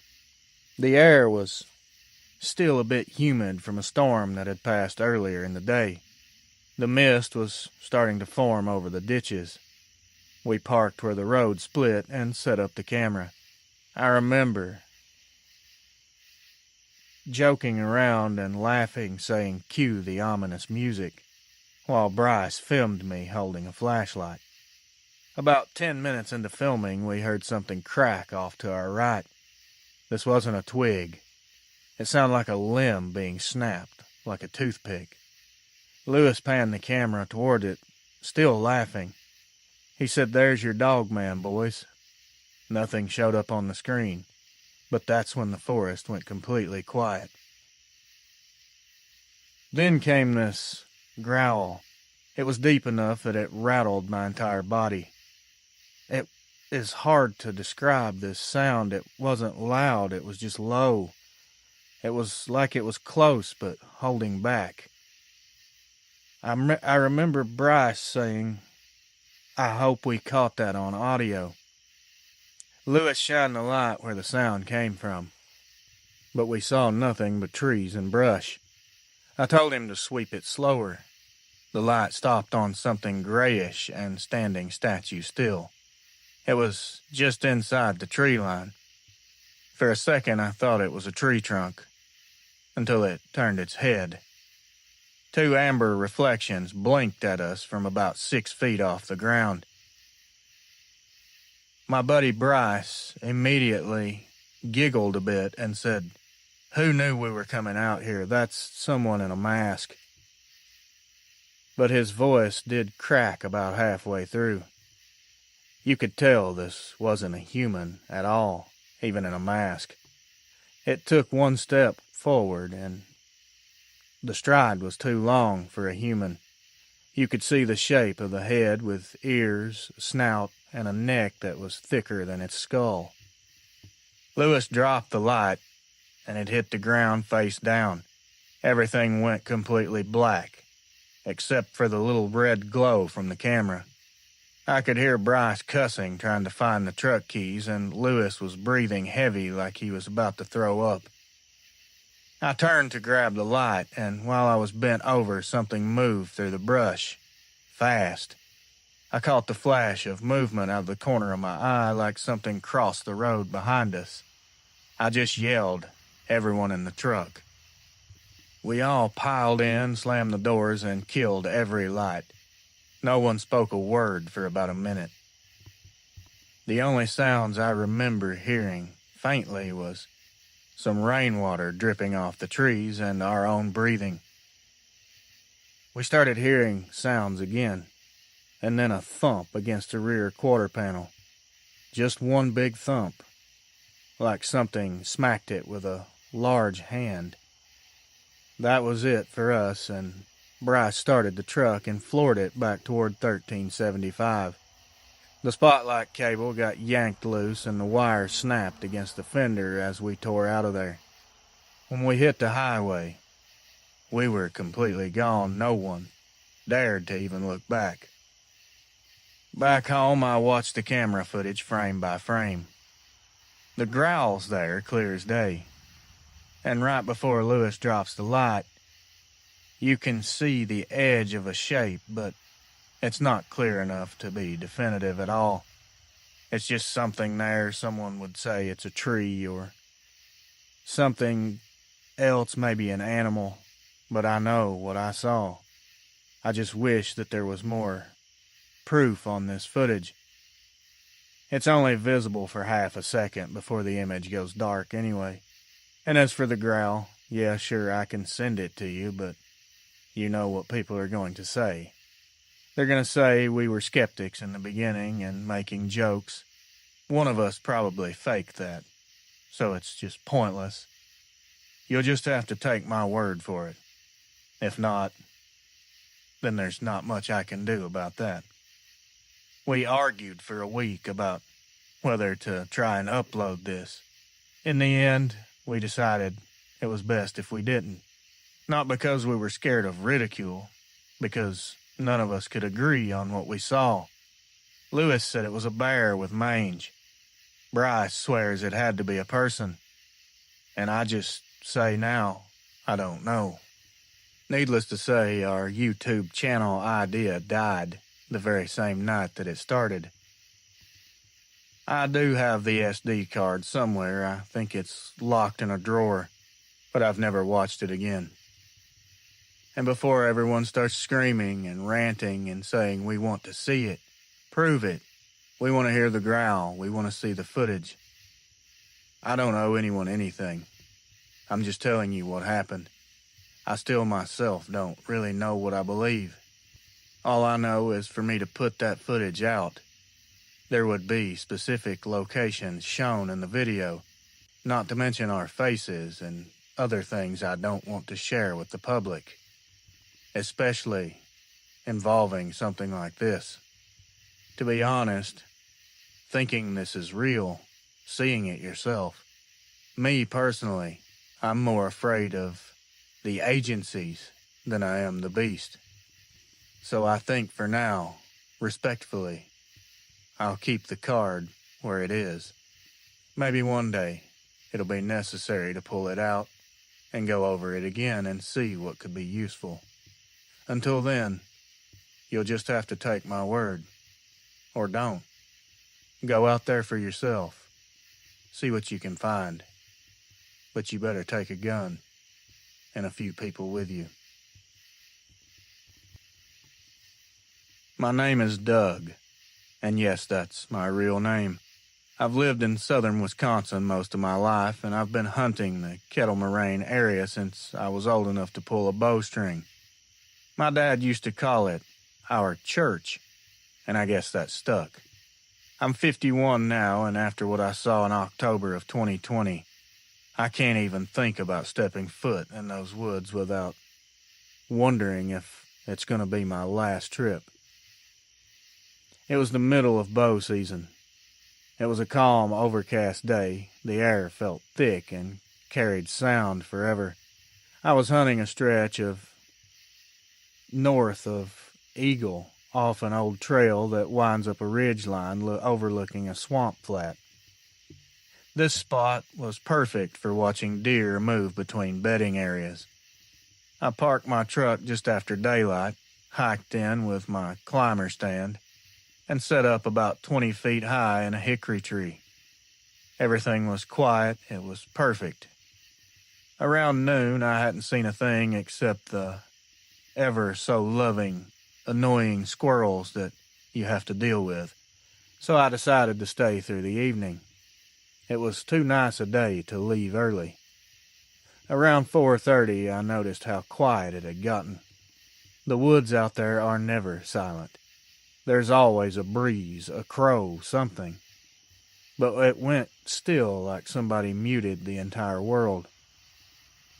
That's the moment that I started hearing something that changed my life. Footsteps coming from behind me on the ridge. My first rational thought was this was another hunter. I leaned out and didn't yell, but called out loud enough they could hear me. And I said, "Hey, is someone back there?" I got no answer. But the movement did stop. It started moving again a few seconds after that, and it angled toward my tree. I wish I would have stayed quiet because the first sets of steps it was moving away from me.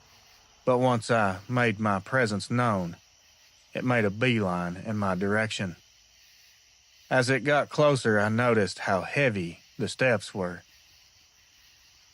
I stayed still. I had my bow in my lap. Whatever it was stopped a little ways behind me. I turned as slow and as quiet as I could.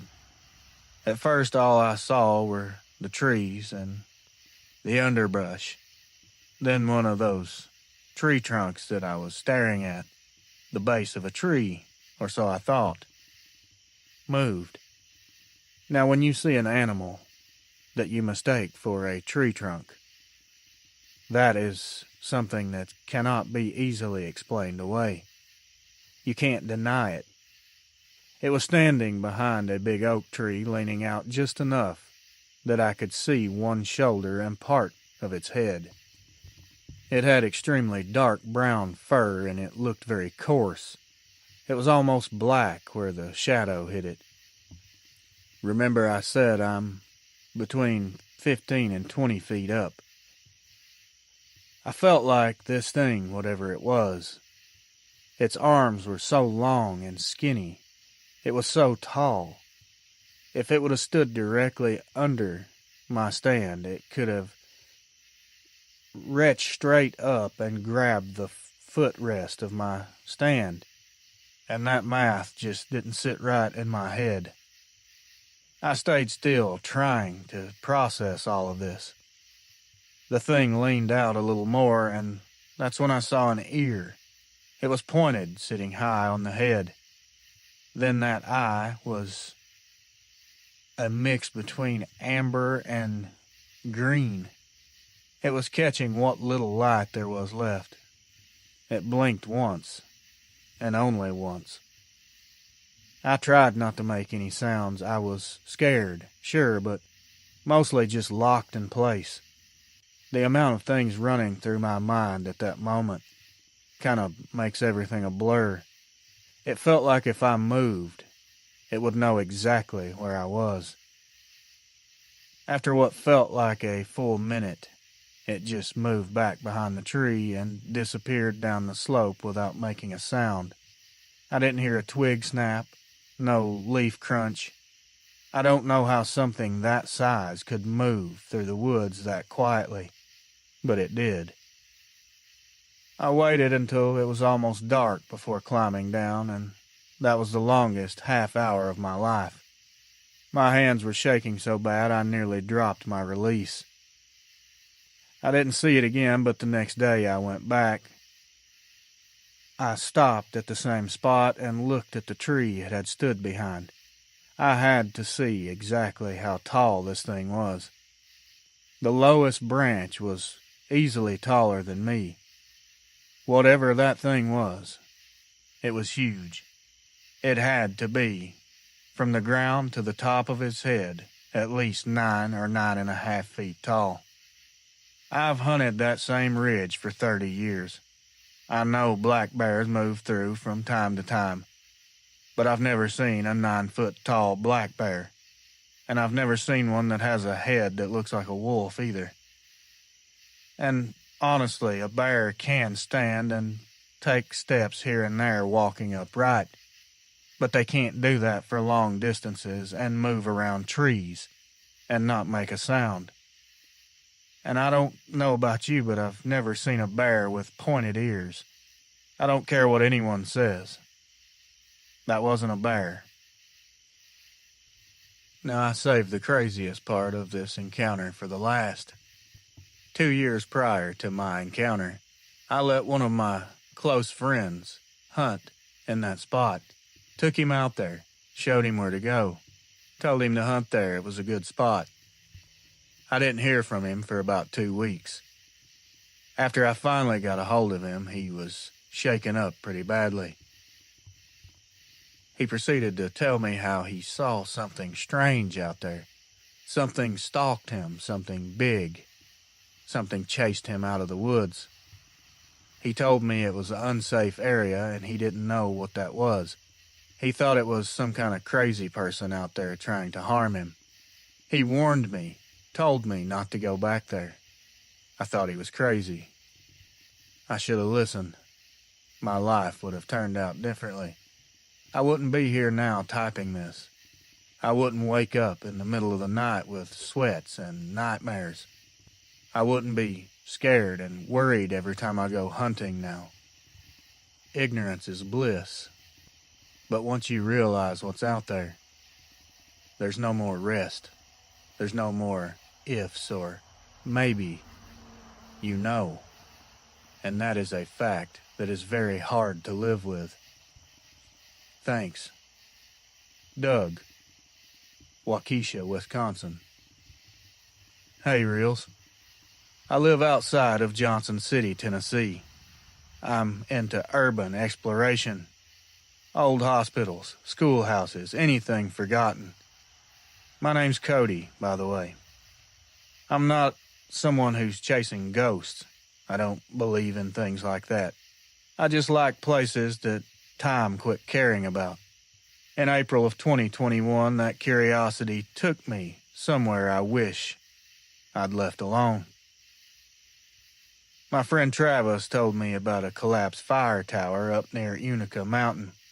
It's technically in the Cherokee National Forest, but you can get there on a service road if you've got four-wheel drive. He said a lot of locals call it the hanging tower because the top section is still dangling from the frame after a windstorm a few years ago. Online forums mention hikers hearing howls in the area, seeing strange things. But around here, everything howls, so I didn't much worry about that. I just wanted to see the tower. One of the biggest mistakes of my life. We left about an hour before dark. The road up there's narrow and full of switchbacks. It will make you pray nothing's coming down. By the time we reached the clearing, the sun was just an orange strip through the trees. The tower stood maybe 40 feet tall, rusted half to nothing. The cables were struggling when the wind hit. This thing was bad. It was a safety hazard, really. We parked, killed the lights, and started filming a short walkthrough on Travis's phone. He was trying his best to narrate, saying something like another piece of forgotten Tennessee history, when I noticed how the woods sounded off. It caught my attention quickly. I've spent a lot of time in the woods. It's not unusual for that to happen sometimes. But this was different. This wasn't like a predator close. This was a lot heavier, a lot more dead, if that makes sense. I told him to keep quiet for the audio. That's when we both heard something breathing very heavily. It was deeper and slower, and it was coming from somewhere behind the tree line. We both stopped and looked at each other, and at the same time we both said, "Bear." But why would a bear breathe like that? They usually try to stay hidden. We turned toward the truck, and there was some sort of movement. I don't have a full description, or I can't tell you exactly what it was. It was just movement. I saw something move where there should have been nothing. It was a silhouette. It was something down on all fours at first, like a normal animal. And that's when it started rising up behind a pine. The shape of a head, shoulders, and two long arms braced against the tree. The way it moved didn't look like climbing. It was more like it unfolded itself upright. The base of that pine tree had to be easily over 2 feet across. This thing was sticking out at least a foot on each side of that from behind it. That tells you how big and how wide the shoulders were. Something sticks out in my mind. I remember the sound that metal tower made. One of the hanging cables started ringing, vibrating from the wind or maybe from the movement in the trees. That tone was high and sharp. It cut through everything else. That thing moved again, and I caught the reflection of the eyes from the parking lots on the truck. They were level with the halfway point of the tower. That put them maybe 12 or 13 feet up. Travis told me to get in the truck, but neither of us moved, even after he said that. It felt like if we broke that stair, this thing was going to come after us. As I'm looking at this thing's eyes, I could feel like it could see inside of me, like it knew everything I'd done in the past, everything I was going to do in the future. It's a damn bad feeling I can't really describe. It's like it could look into my soul, my very being. And I will say, after that happened, I haven't felt the same. I feel like it actually done something to me. Anyway, all of a sudden those eyes just blinked out, like it closed its eyes or turned away. We heard something crashing through the woods going away from us. It sounded like someone driving a truck through there. I mean, this thing was ripping trees down as it went. I've never heard anything like that. As soon as we heard that, we both opened the truck doors, and when the dome light came on, it felt like we were standing on a stage with the spotlight on us. He dropped the phone, getting in the truck, and we never went back for it. The drive down was pure switchback and panic. Every curve we thought we'd see that thing behind us or it would cut us off. When we finally hit the main road, we headed back to town as fast as we could. And I'm sure everyone's wondering about the phone. Yes, we went back to get the phone. It was not the next day, but the day after. We found it lying in the mud 10 feet from where he dropped it, where we were parked. The screen was cracked, but it still worked.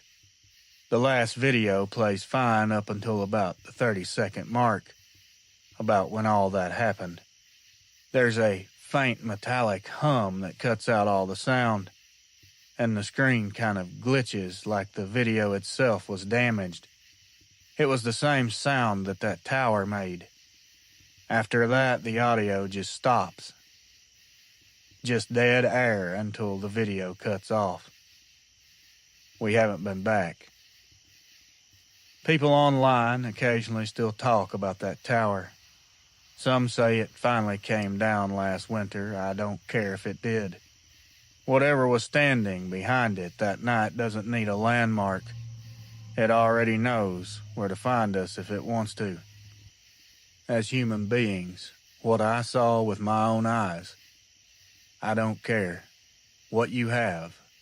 We don't stand a chance against something like that. That is something straight from the pits of hell. A true monster of the woods. Everyone please, carry some protection. Whether it'll help or not, at least you'll have some sort of chance. I know now I carry a firearm every time I go out. I won't leave the house without it. As they say, it's better to have it and not need it than to need it and not have it. Thanks. Cody, Johnson City, Tennessee. Reels, I've been turning wrenches most of my adult life. Out here in Lyon County, Nevada, there's not much between towns except highway, desert, and the kind of quiet that can play tricks on your ears if you're not used to it. I never paid attention to the local stories, the shadow coyotes, the night watchers, all that talk the older folks pass around. I figured it was heat and isolation, boredom, getting to people's heads.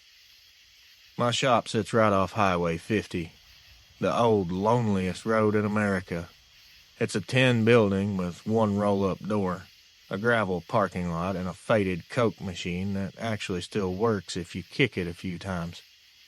I usually close up by 6 p.m., but last March I stayed late finishing a customer's Ford Ranger. It was close to 9 when I finally shut the compressor off. The place went from roaring loud to absolutely still and nothing. I was coiling the air hose when something slammed hard against the bay door, hard enough to rattle the walls. I thought it had to be a drunk that veered off the road, so I grabbed a flashlight and made my way outside pretty quickly. It was moonless that night, and the flashlight barely cut through the dark at all. I didn't see a car. I didn't see a sign of anyone. It was just very silent, and I could swear it was so quiet I could almost hear my own blood moving through my body. Have you ever put yourself in a serious situation, and as soon as you do, you realize, I probably shouldn't be here, but it's too late, because you're already in that moment? Well, that's what happened to me. I looked over, still puzzled, took a few steps toward the door. I was planning to look for dents when I heard the sound again. It wasn't a hit. This was a drag, like something heavy sliding, metal against metal from the other side of the door. I remember thinking that that's not possible. I had just been inside. I circled back through the side entrance. Still holding the flashlight, I had picked up a crescent wrench in the other hand. I was hit with a smell that reminded me of wet copper and something like skunk, but worse. It was almost a chemical smell. I saw some greasy smears on the inside of the bay door about shoulder height. They weren't fingerprints, more like the marks you'd see if a dog's paw were the size of a dinner plate and ended with sharp claws. The only thing I could think of that made any logical sense, and as silly as it is, what else could I think? I told myself it was some vandal kids that were using oil or tar. But the closer I started looking, the clearer it got. Whatever made those marks had some strength. The steel door was bent inward near the latch. I stepped back, realizing the sound I'd heard wasn't something hitting it. It was pulling at it. My flashlight picked up movement in the open office doorway behind me. It was a shape shifting from black to darker black. Then a set of amber eyes. The way a coal holds heat after the fire's gone out. That's what they reminded me of. It stepped out just enough into the light that my brain just refused to think at all. And I was unwilling to call it what it was. Now, I'm not sure about Dogman, Skinwalker, I don't know. To me, these things are werewolves. That's as plain as it can get. What else do you call something like this? It was standing on 2 legs. It had to hunch to clear the frame. Long arms nearly brushing the floor. The fur looked like it was wet or matted, like it had come up out of a ditch, like it had crawled out of some nasty pit. The snout was unmistakable, canine, 100%. But it was too big and it was too long, way too thick. The jaw slightly open, showing these back teeth that just aren't meant for tearing. They're meant for crushing. It started sniffing. My whole body froze. It just quit. It wouldn't move. All I could think was, it's real, over and over. The thing tilted its head the same way a dog does. It was like it could hear me thinking that in my head. The motion it made cracked the neck muscles loud enough that it echoed. After a few seconds, it felt like a lifetime. It turned, brushed the door frame with its shoulder, and was gone before I could even blink. I waited almost a full hour, sitting on the floor before I worked up the nerve to leave. When I stepped outside, there were weird markings in the gravel. I can't really tell you, they were tracks. I don't really know what to call them. But I will tell you what they look like. It looked like a man's boot heel, but with claw tips pressed at the front. They led toward the desert and just stopped. No drag, no return. It's like it just vanished or it flew away. It makes no sense. I've worked at that shop another 8 months since that. I still can't explain any of the events or any of what I saw. But I will not work past dark altogether. Customers don't even know I won't take after dark drop-offs anymore. Folks around here talk about coyotes standing on hind legs near the old mining road. I just nod and change the subject. I used to think monsters were made up to scare kids out of wandering too far from home, or to keep them to following the rules. Now I know better. Some of them walk the same ground that we do. They just wait for the lights to go out to show themselves. Everyone, please, stay safe when you're out and about. Always carry protection, no matter what it may be. Anything is better than nothing. Anonymous. Hello, Real Adventures. I am a God-fearing man, and I do not fear many things on this earth. I've been a pastor in Mendocino County, California for over 15 years, driving back and forth through redwood country 3 nights a week between home and the little mission hall we rent out for the evening services. Those roads are narrow, winding, and thick with fog half the year, but I've always felt safe on them. God's world is beautiful, even in the dark. Sadly, that belief changed last February. It was close to 10 p.m. when I locked up the church. My wife had texted me asking if I'd pick up some milk, so I took the back route along Highway 20 toward Willits. I'd done it many times before. I had the radio on, and I rounded a bend and saw something in the headlights kneeling in the drainage ditch. I slowed down, not wanting to hit something or push an animal out in the road that would be struck by another car. It wasn't an animal, or at least, in my mind, it's not an animal. I'll give you one word: evil. Whatever you call it, or whatever it is, it stood up, not quickly. It was standing slowly, as if it was testing or gaining its balance.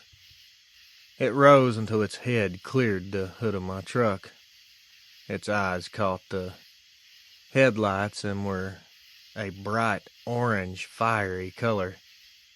They were reflecting like they belonged to an animal, but fixed on me.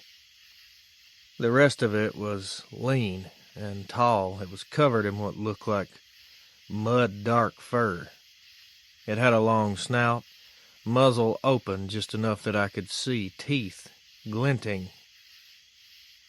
For a second I thought, could this be a bear? That is, until it stepped onto the road, completely upright, full height. Its shoulders were narrow, its hips were wrong. One arm swung low. It had fingers that were tipped with claws that almost scraped the asphalt. It crossed right in front of me, and I'll never be able to get those sounds out of my head. My hands were both locked on the wheel, but I wasn't thinking of taking off. I was praying. I just remember over and over in my head, Lord, deliver me from evil. I kept saying it over and over. The creature stopped mid-step and turned its head and looked at me as if it could hear me. That single motion drained every bit of air from the cab. I couldn't move. After about 5 seconds, it felt longer than that. It lowered itself back into the ditch and was gone into the trees. I just sit there. My faith has been tested before. Illness, loss, doubt, we all know. But never nothing like that. The world I thought I understood suddenly felt bigger and colder and more evil, full of things that don't fit Scripture. For weeks after that, I reread passages about the beasts of the earth and angels who took strange forms. I told no one except my wife. She thinks I saw a bear, and maybe that's a lot easier to believe. I think these creatures are tied or related to the Nephilim, but that's a story for another day.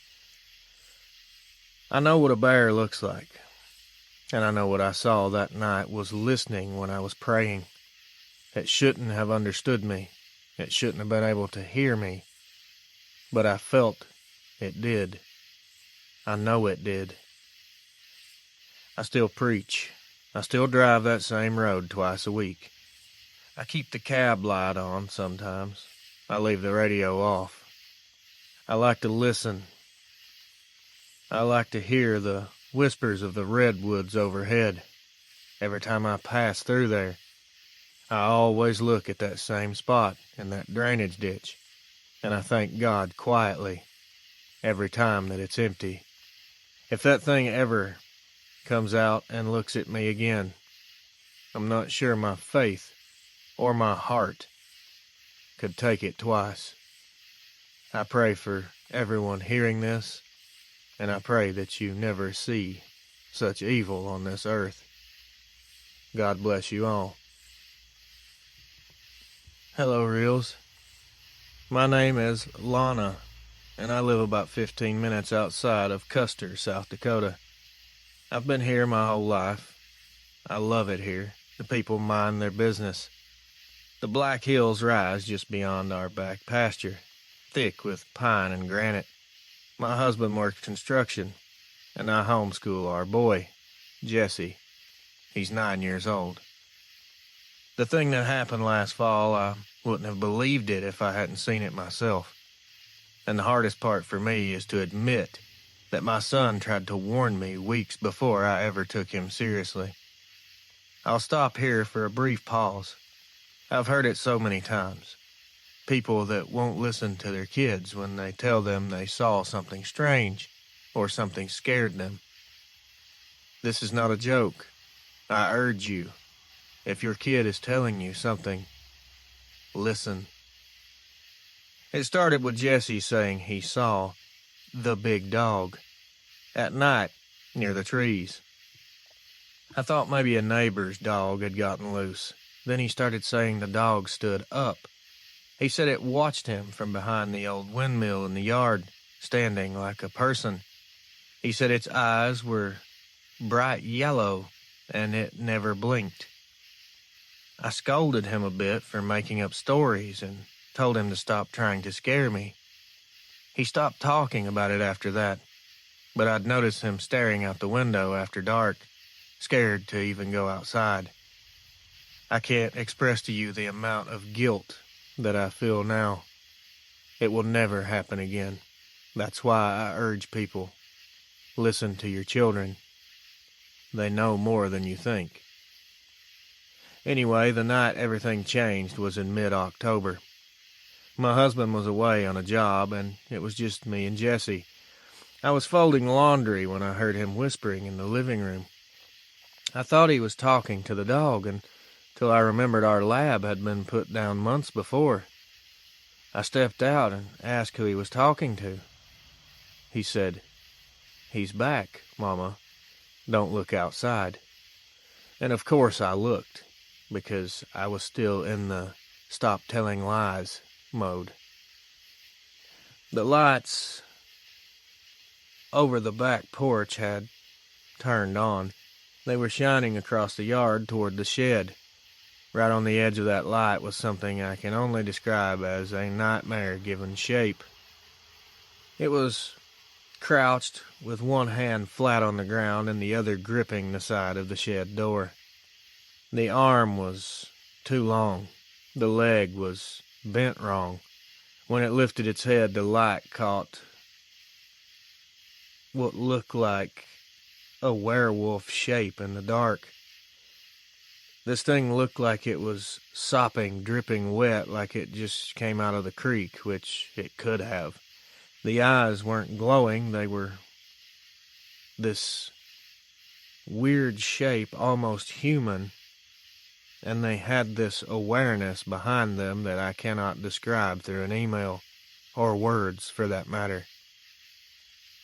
It didn't move in our direction. It just stayed low and turned its head slightly. I could see its chest moving, so I know it was a living, breathing thing. It straightened up, tall as a door frame, and took one step back into the dark like it was leaving. I pulled the curtains, locked all the doors, and sat on the floor with Jesse for half the night. He didn't cry. He just kept saying, "Now you know." He kept saying, "I told you." I don't know what I saw. I've quit trying to reason it away. It's not possible. I had the sheriff's office come by the next morning, but they said they didn't see any tracks. There was nothing there. I didn't expect them to, really. I don't think things like that leave behind the kind of evidence people can take photos of. The worst part is how small this house feels now. I used to love the sound of wind moving through the trees out back. Now when it happens, I turn the TV up, or start humming to drown it out. I can't get rid of the feeling that it remembers me looking out that window. It's like I'm connected to it now in some way. Like if it's near, I can feel it. Or at least, I think I can feel it. I hope it's just paranoia or my mind. Every now and then, I'll catch Jesse glancing toward the porch light when it clicks on for no reason. He doesn't say anything about it anymore, and neither do I. But deep down we both know that whatever he saw first, whatever we saw that night, didn't just walk away. It knows where we live, and I think that it lives close by as well. I think that it will be back. I have that weird feeling in my gut. All I can do is protect myself and my son, and wait and see what happens. And yes, my husband is aware. We have guns, and we do know how to use them. If anything else ever happens, I will update you here.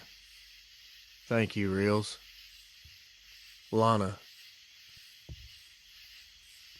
Hello, buddy. Now, I'm sure that people that listen to your channel and others, they probably think, man, there's a lot of encounters that happen to truck drivers. Now, let me tell you this. You haven't heard a single percentage of the stories that are out there.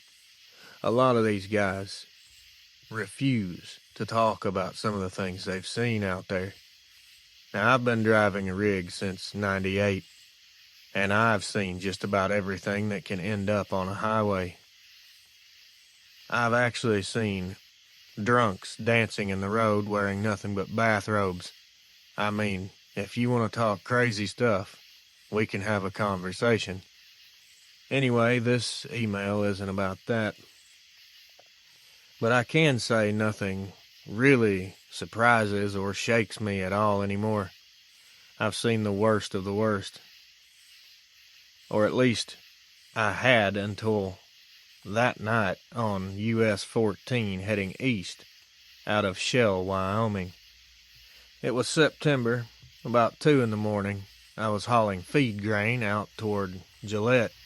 I was running caffeine, country radio, and sheer stubbornness. I don't stop for much at night except coffee or flashing blue lights, but I saw something in my headlights lying across the lane that looked like a ginormous dog, or the biggest coyote on earth. I'm an animal guy, and I don't believe in werewolves. Well, I didn't at the time, so I slowed down. I figured I'd check it, and maybe I could help it, or at least get it off the road. I parked on the shoulder, turned the hazards on, grabbed a flashlight, and started walking up front. The wind out there at night cuts right through you. It's got attitude. I was mumbling something to myself. I'm not sure what it was, but it was probably something not good. The thing twitched as I got close to it. And as I got close to it, I noticed how big it actually was and how weird it looked. When it twitched, I jumped about 3 feet back like a house cat and said something else that I won't repeat. Here.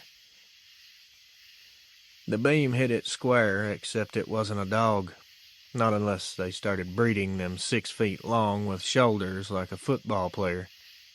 The head lifted slow like it weighed too much, and it looked right at me. The eyes weren't shining from the flashlight, they were lit up from inside the skull. Amber, orange, steady as my hazard lights.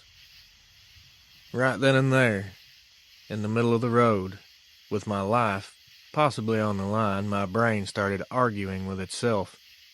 Part of me said, "It's a bear, it's just messed up." The other part said, "Bears don't have hands, you fool." Because this thing did, and it stood. I saw its claws curl around the edge of the asphalt. It rose on 2 legs.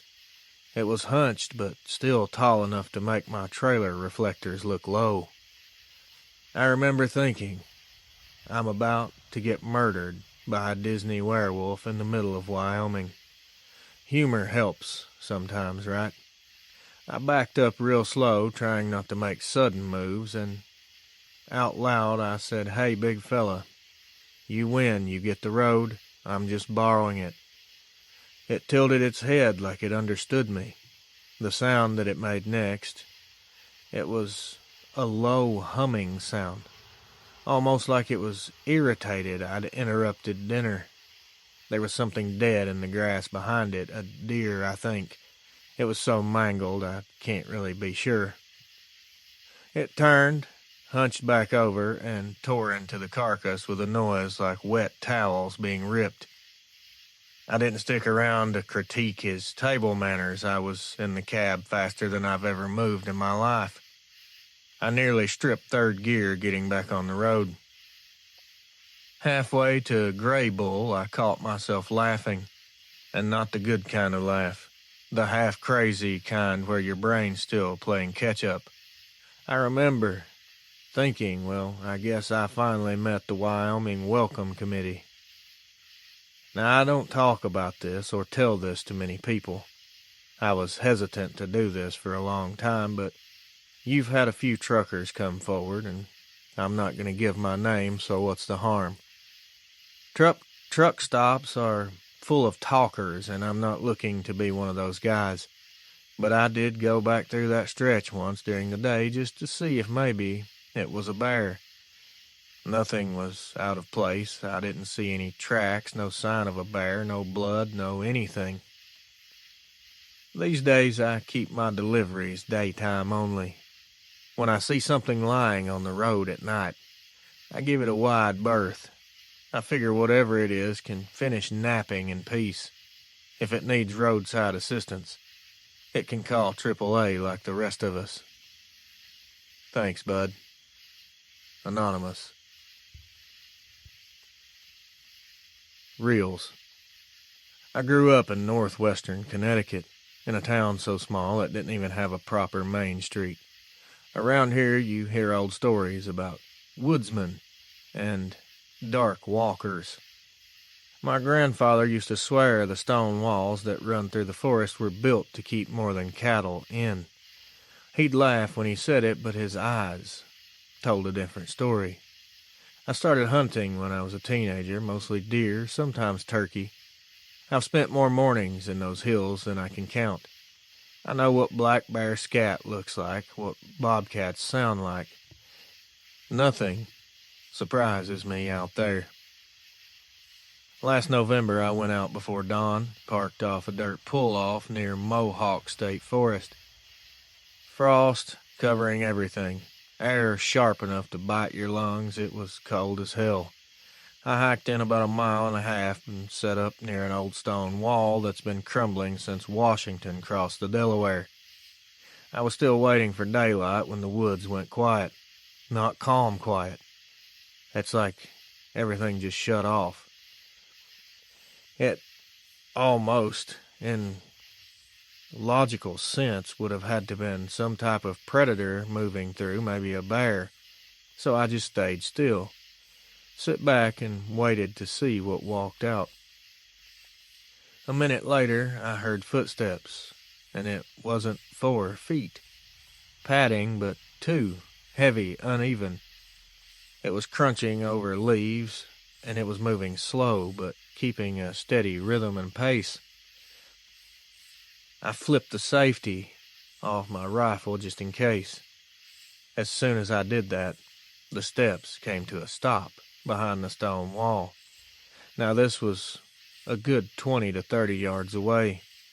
I don't understand how something could hear a safety click from that far off.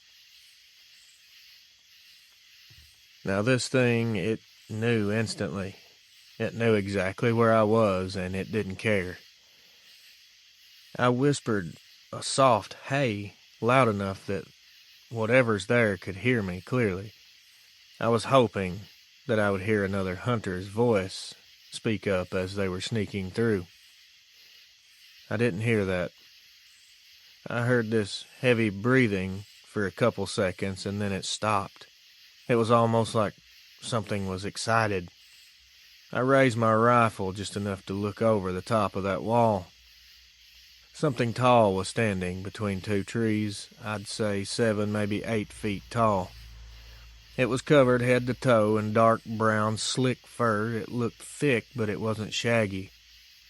It had a long, wolf-like snout, pointed ears like a shepherd, and its hands were braced against the tree like it was leaning, watching me. The legs weren't right. They were too long below the knee and bent the wrong way. I don't really remember any color to the eyes or anything glowing, but I do remember they were huge, and they were looking at me. That's all I can remember about the eyes. My first thought was not fear. It was frustration. My brain told me that's impossible. That's not real. I blinked, looked again, and it had shifted behind another tree like it didn't want full view.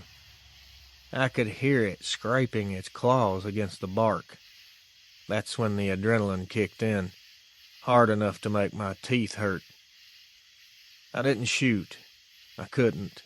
Something about it told me that would be a huge mistake. It didn't move much, or it didn't back off. In the beginning, it just waited. After a few seconds, a crow screamed from somewhere overhead, and the sound broke whatever spell we were both under. It turned and ran downhill on 2 legs. I remember seeing those long arms swinging. It was so fast that I could barely keep up with its movements.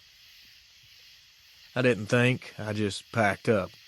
I was half stumbling back to the truck, and by the time I made it to the road, the sun was high enough that I almost felt silly. Like maybe I'd just let the dark scare me and I was seeing things that wasn't real. But the feeling in my gut never faded, and it still hasn't to this day. These days I stick to fishing. My buddies tease me, say I'm going soft. I just tell them the woods got too crowded for me. I never told them what really happened and what I really saw out there, because I know what they'd say. I know what I would say if one of them told me that story. It's the same thing I used to say, actually, when I'd hear the old folks talk about those dark walkers in the forest, as they called them. You've been out there too long. Maybe, but not long enough to forget the sound of a dogman breathing. It's something you won't forget. Anton. I'm not going to give a whole lot of information here. You'll understand once I get into it. I've been with the fire department here in Lincoln County, Oregon, for quite a few years. We handle everything from brush fires to car wrecks to the occasional lost hiker. People think it's all adrenaline and being a hero, but truth is, most of the time it's a buttload of paperwork and even more boredom. You do it because you care about your neighbors, not because you expect to see anything out of a movie. One night last March, we got a dispatch call that came in around 11:40 p.m. A woman outside Waldport reported hearing screams near her property line, said it might be a car wreck down in the timber. The sheriff's unit was tied up, so they asked if we could check it. I was lead that night, so I took the rescue truck with one other guy. A rookie, we'll call him Ben. We drove about 5 miles up the old road, and it dead-ended near a stand of spruce and alder. No lights, no sound, except the ocean wind. We called out, thinking maybe someone had fallen. Then, as clear as day, we both heard a noise from down the slope. Not a human scream, but long and low, raising at the end like it came out of a chest, too big to actually exist. I remember Ben asking, "Is that an elk?" I said, "If it's an elk, buddy, it needs an exorcism." We hiked down with flashlights, careful on the wet ground. About 50-60 yards in, I found a shredded backpack, caught on a stump. The straps were torn. Luckily, I didn't see any blood. There was no ID. We radioed it in, and while we were waiting, something started moving in the trees ahead of us. It was moving slowly at first and started speeding up, getting faster, circling us. You can tell when something's on 4 legs by how it sounds. This was not. It had rhythm. Step, step, pause. Step, step, pause. Like it was pacing us. I even called out at one point, "Search and rescue. Call out." And the reply came. Not an echo. Not a person. It repeated the rhythm of my voice, just lower, like it was trying to copy me. That's when the air felt really heavy. I could feel Ben inch closer behind me. I could see his flashlight shaking across the trees. Something was standing just inside the fog, and it was tall enough that I could only see the outline of shoulders and a head with ears pointed up. The light hit its face, and that 1 second that it lasted was 1 second too long. It had eyes like hot coals, buried in ash, dull red, not glowing bright, but alive. The skin around the snout looked pulled tight, and the fur was soaked like it had come straight out of the river. Its breath was coming out in plumes, but there was no sound. I didn't hear any growling. I didn't have to. Everything in me knew that if I moved wrong, we were both dead. I told Ben. I whispered, actually, for him to back up slowly. We made it 10 feet before the thing stepped forward in our direction. But that one stride took it halfway into the light. The claws on this thing's hands. I don't even want to attempt to type it out or guess how big they were. Just know that they were big enough to rip into a human and possibly tear them in pieces. For whatever reason, it stopped and just stood there, breathing.